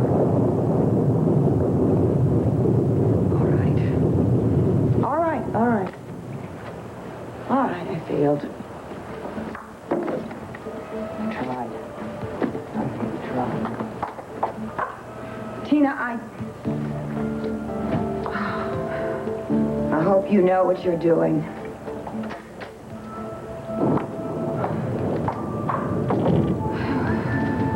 So do I, Pam. So do I. John, don't you think if I were going to fire you, I'd have the decency to tell you myself? I would have thought so, yes. And who told you differently? That doesn't really matter. It matters to me. I'd like to know. Was it Maggie DeLakian? Well, did she quote you correctly when she said now that the Paul Kendall case is closed, that you had no further need for your bodyguard? And you believed her? Well, not at first, but yeah, when you didn't call last night or this morning, I assume she quoted you correctly. I wanted to call you. I picked up the phone maybe a dozen times. You what? Let's face it. The mystery has been solved. I'm no longer in danger, and we don't have a need to continue our working relationship. No, I guess there's no need at all. I don't see why we can't be adult about it. You are now free to pursue whatever demands there are in your very busy life. And you're free to pursue whatever it is you want to pursue. Guess it's a good thing that we didn't let our relationship get any closer. Yeah. Good thing nobody gets hurt that way. I knew we could be adult. Objective about this. It's just a shame that Maggie had to let her personal motives get involved. What motives? Oh, come on. The woman is nothing if not obvious. You know what she wants. She likes my mustache. She's making a big mistake, though. Why's that? Because I learned my lesson the hard way. If a woman comes gunning for you right at the bell, you put up your hands and stay on the ropes. And if I come gunning for her? Then I'd say a lady has a chance of going the distance with you. You may be right. Of course, you'll never know unless you're willing to step into the ring. Wait a minute here. I thought we weren't playing any more games. Oh, I'm not playing. I'm deadly serious. I almost believe you. Well, it seems to me the first round is over. We'll call it a draw. We can end it right now, two professionals going our separate ways. Or we can start all over again. This time as a couple of amateurs. Amateurs. If I remember my Latin roots, that means lovers. Then they call it a dead language. Why don't we celebrate tonight with dinner? Celebrate what? The end of our professional relationship. And the beginning of... well, that remains to be seen. Damn it. How many times do I have to tell you? You're not the only one worried about Joy. Everybody's trying to get her out of that place. Then, Brad, how come nobody has succeeded in getting in there and finding out what's happening? Why does it have to be you? You know, Brad, when you decided to change your name, when you decided to risk your future to help Jenny, I did not ask you any questions. I admired you for it. That was different. No, it wasn't. I want to help my friend. And if you can't see that, then you're not the man that I thought you were. Cassie, what...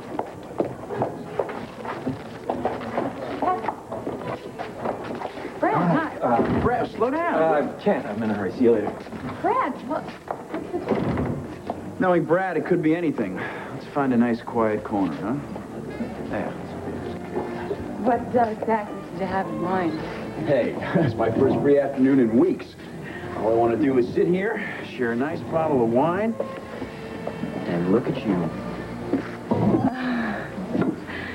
Sounds like a dull way to spend your day off. No, ma'am. What can I get you folks? How about a bottle of your driest, coldest white wine? Okay. Thanks. Hope that's okay. Everything you do is okay. Oh, come on. Are you blushing? Well, I'm glad, because you always say so many nice things to me, and whenever I compliment you, you just kind of put them off. Rafe, I admire you so much. Do you know that? Delilah, I'm just your run-of-the-mill cop. No great shakes. Yeah, well, Sammy thinks you're the greatest. Yeah, well, my kid's allowed to be prejudiced. Her mother thought you were pretty great, too. I never told you this, but when you and Sam got married, I was really envious. I knew that the two of you were going to have a long and happy life together. Yeah, I thought so, too. You think about her, don't you? All the time. Does that bother you? No. Sam was my best friend. I think about her a lot, too. But, Rafe, do you compare me a lot to her? Oh, Delilah, come on. No, I know that that's an unfair question, but do I come up short in every way? You and Samantha are very different women. It's not what I asked you. You know how much I care about you, Delilah. All right, I'll answer your question.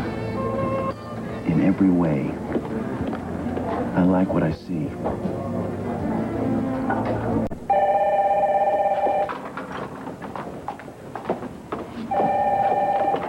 Dr. Wallach's office.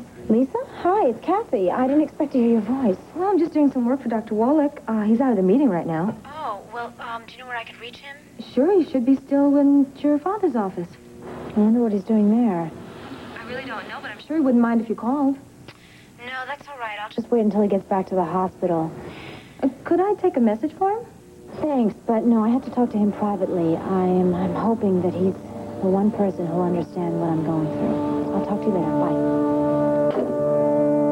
The rest of you, I got a lot of work to do today. Mr. Lakey, I leave these two. I hope you can stop them from shedding any more blood. Yeah, I just wish it was Mitch Lawrence's blood they were shedding instead.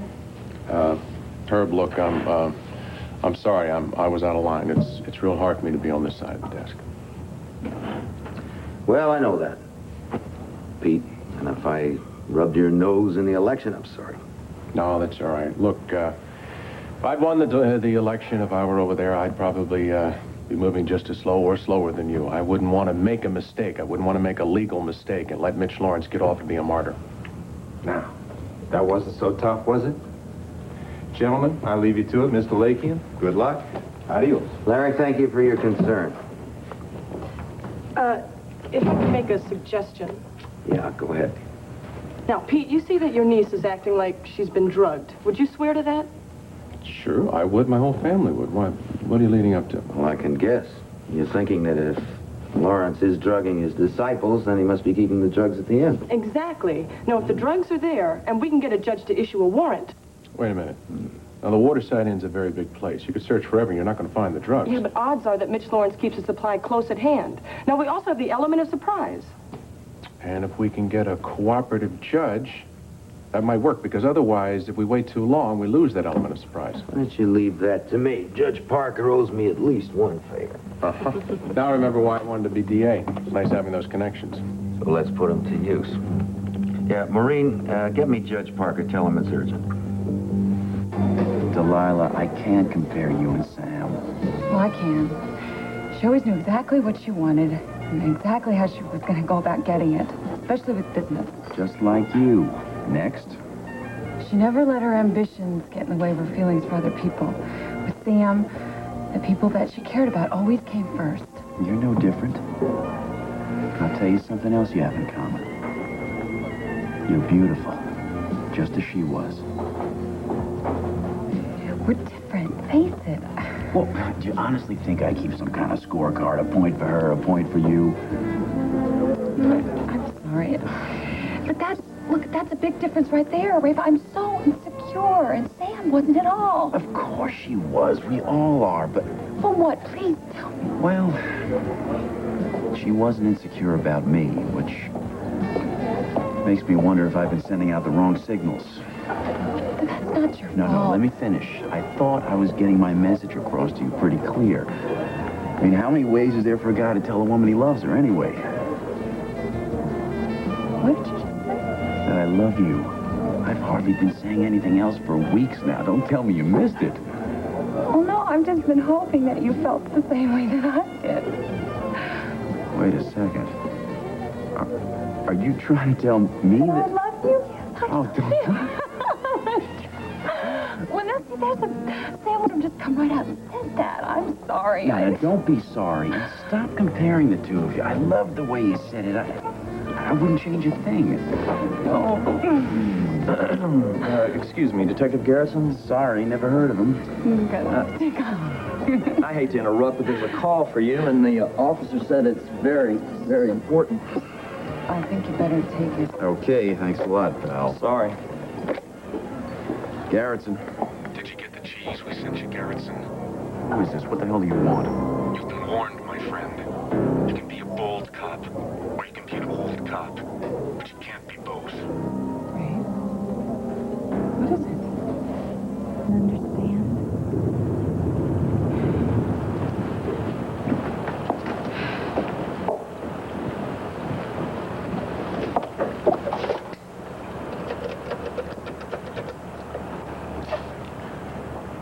Hello, yes, this is Tina Lord again. Has there been any more word on when flights are going to resume? Thanks. That's all I needed, okay?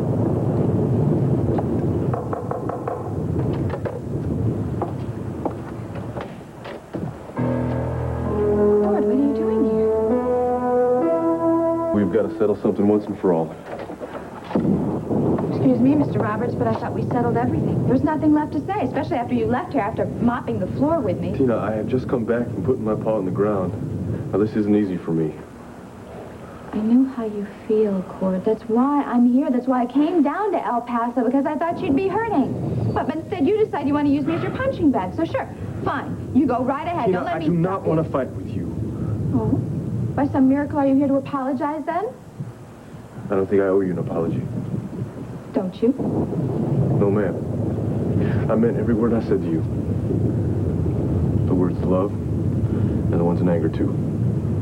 Fine. And you might as well just get out of here, because I've heard enough of your words to last me a lifetime. Tina, look at me. Now, look at me. Did you mean what you said to me?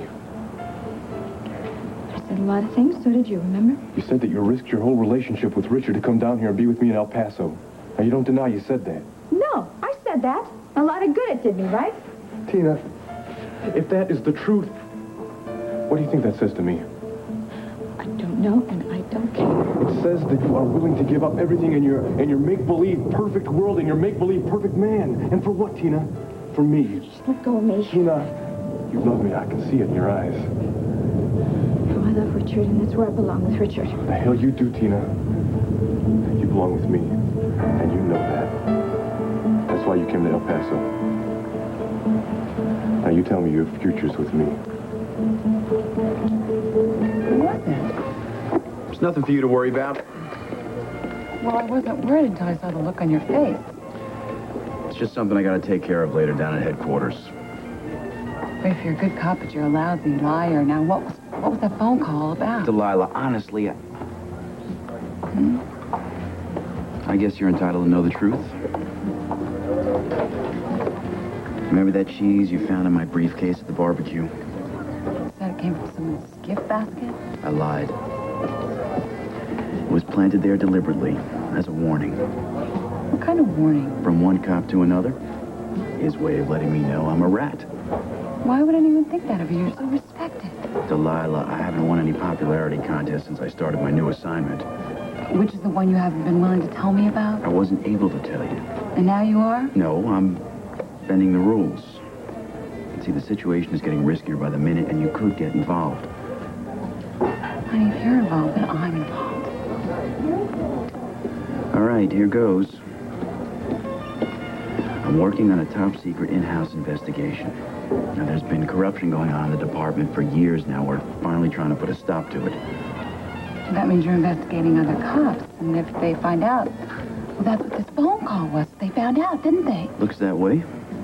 Right, this could be dangerous. You've got to get out of it now. Now, they're just trying to scare me off, all right? And it's going to take a lot more than a piece of cheese and a phone call to do that. Yeah, but you're not the only target. Yeah, I know there's Sammy. Yeah. And you. Believe me, I am not about to let anything happen to my daughter. Or you. Now, if things get too hot, I'm going to make sure that you're both well protected. Ray, why don't you just quit?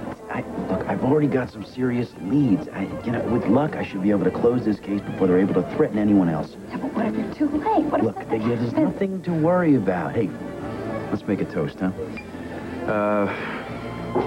To happy endings, huh?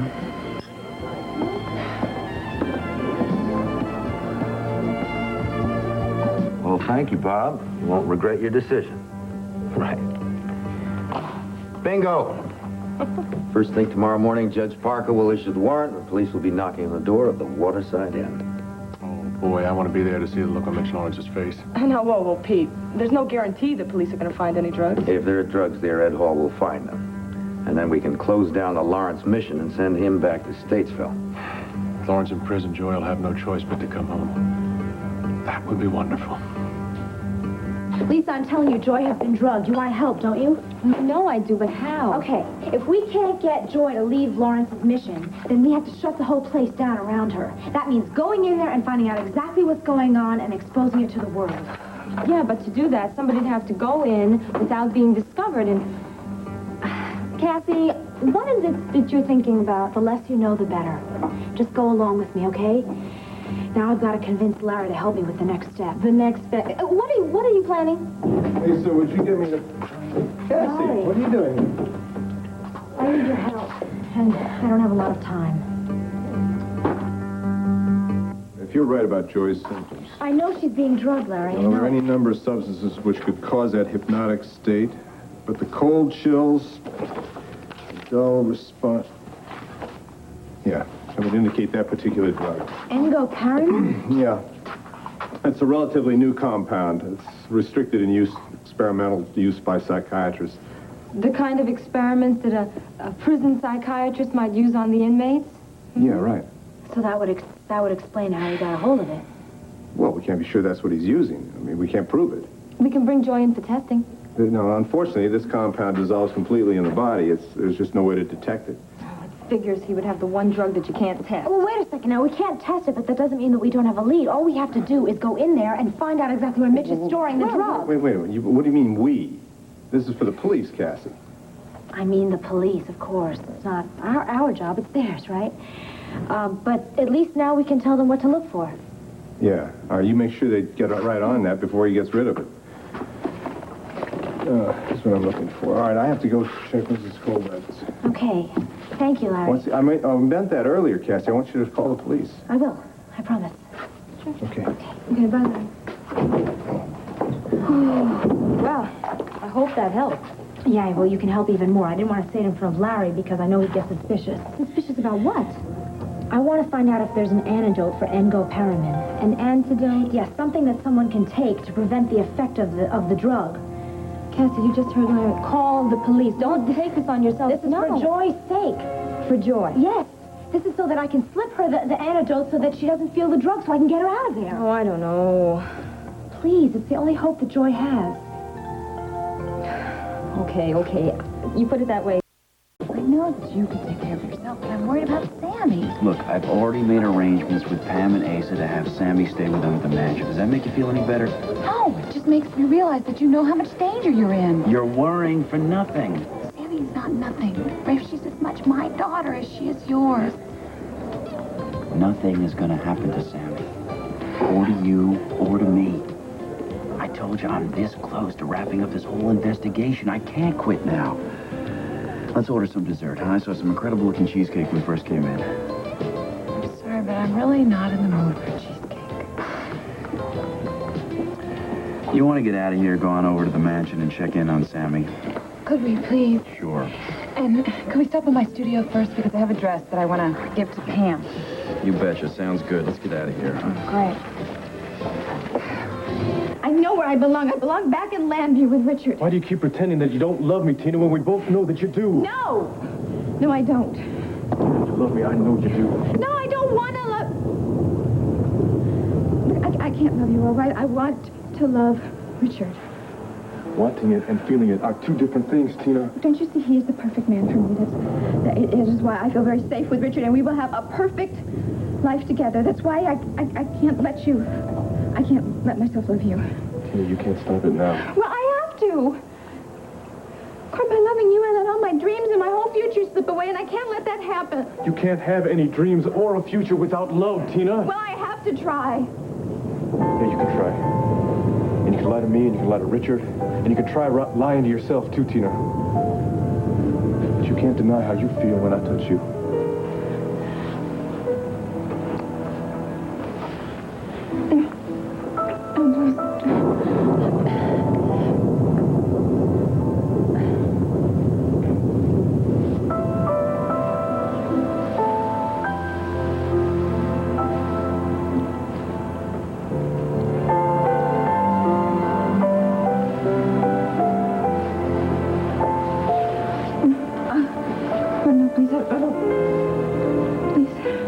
No more words, Tina.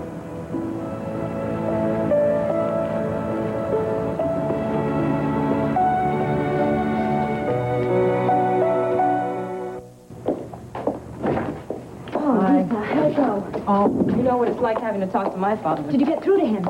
Oh, yeah, he was overjoyed when he heard my voice, but not so crazy about it when I was asking about the drug and the antidote. Did he refuse to tell you? Well, he might have if I didn't agree to have lunch and dinner with him sometime soon. So don't say I don't make sacrifices for a friend, Hey, huh? it's worth it if we can save Joy from Mitch. Yeah, to have one lunch with Dad, I know.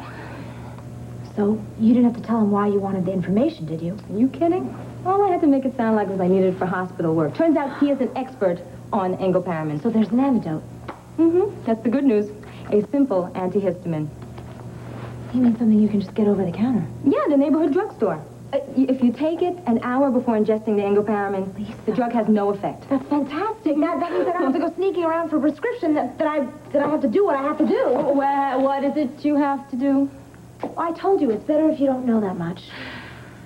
You promised that you were going to go to the police. I will when the time is right. And what happens until then? Until then, I'm not going to get into any danger, so don't worry. I'm going to go that extra mile for a friend. I'll see you later. You don't worry for no reason, all right? Now, you told me you loved me tonight, didn't you? Well, yes, I did.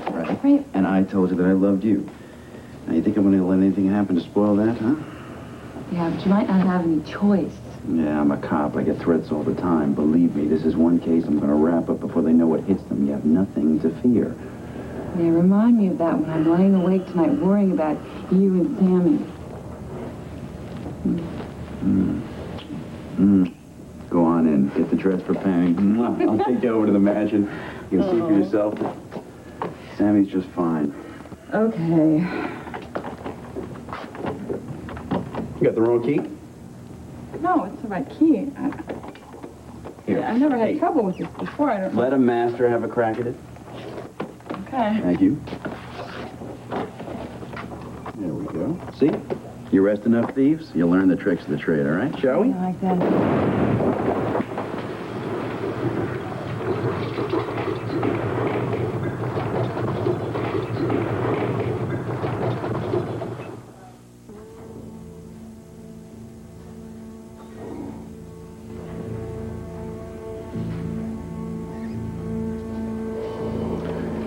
Vicky, honey, why don't you go on home and get some rest? No, darling, I'd really like to stay here until I know for sure that she's all right. Clint's right, Vicky.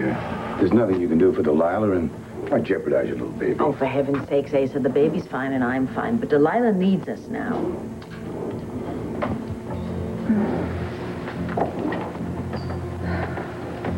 Vicky? Is that you? Yes, hon, I'm right here. And Clint is here and Ace is here, too. Hey, how you feeling, honey? Oh, I'm not sure. What? Easy, easy. Shoulder. Easy. Larry said you took a pretty nasty cut or two in the explosion. Explosion? Last night, honey, somebody booby-trapped the door to your studio. Only by the grace of God, you're still alive. Bomb. I remember now. Rafe. Rafe, is Rafe alive?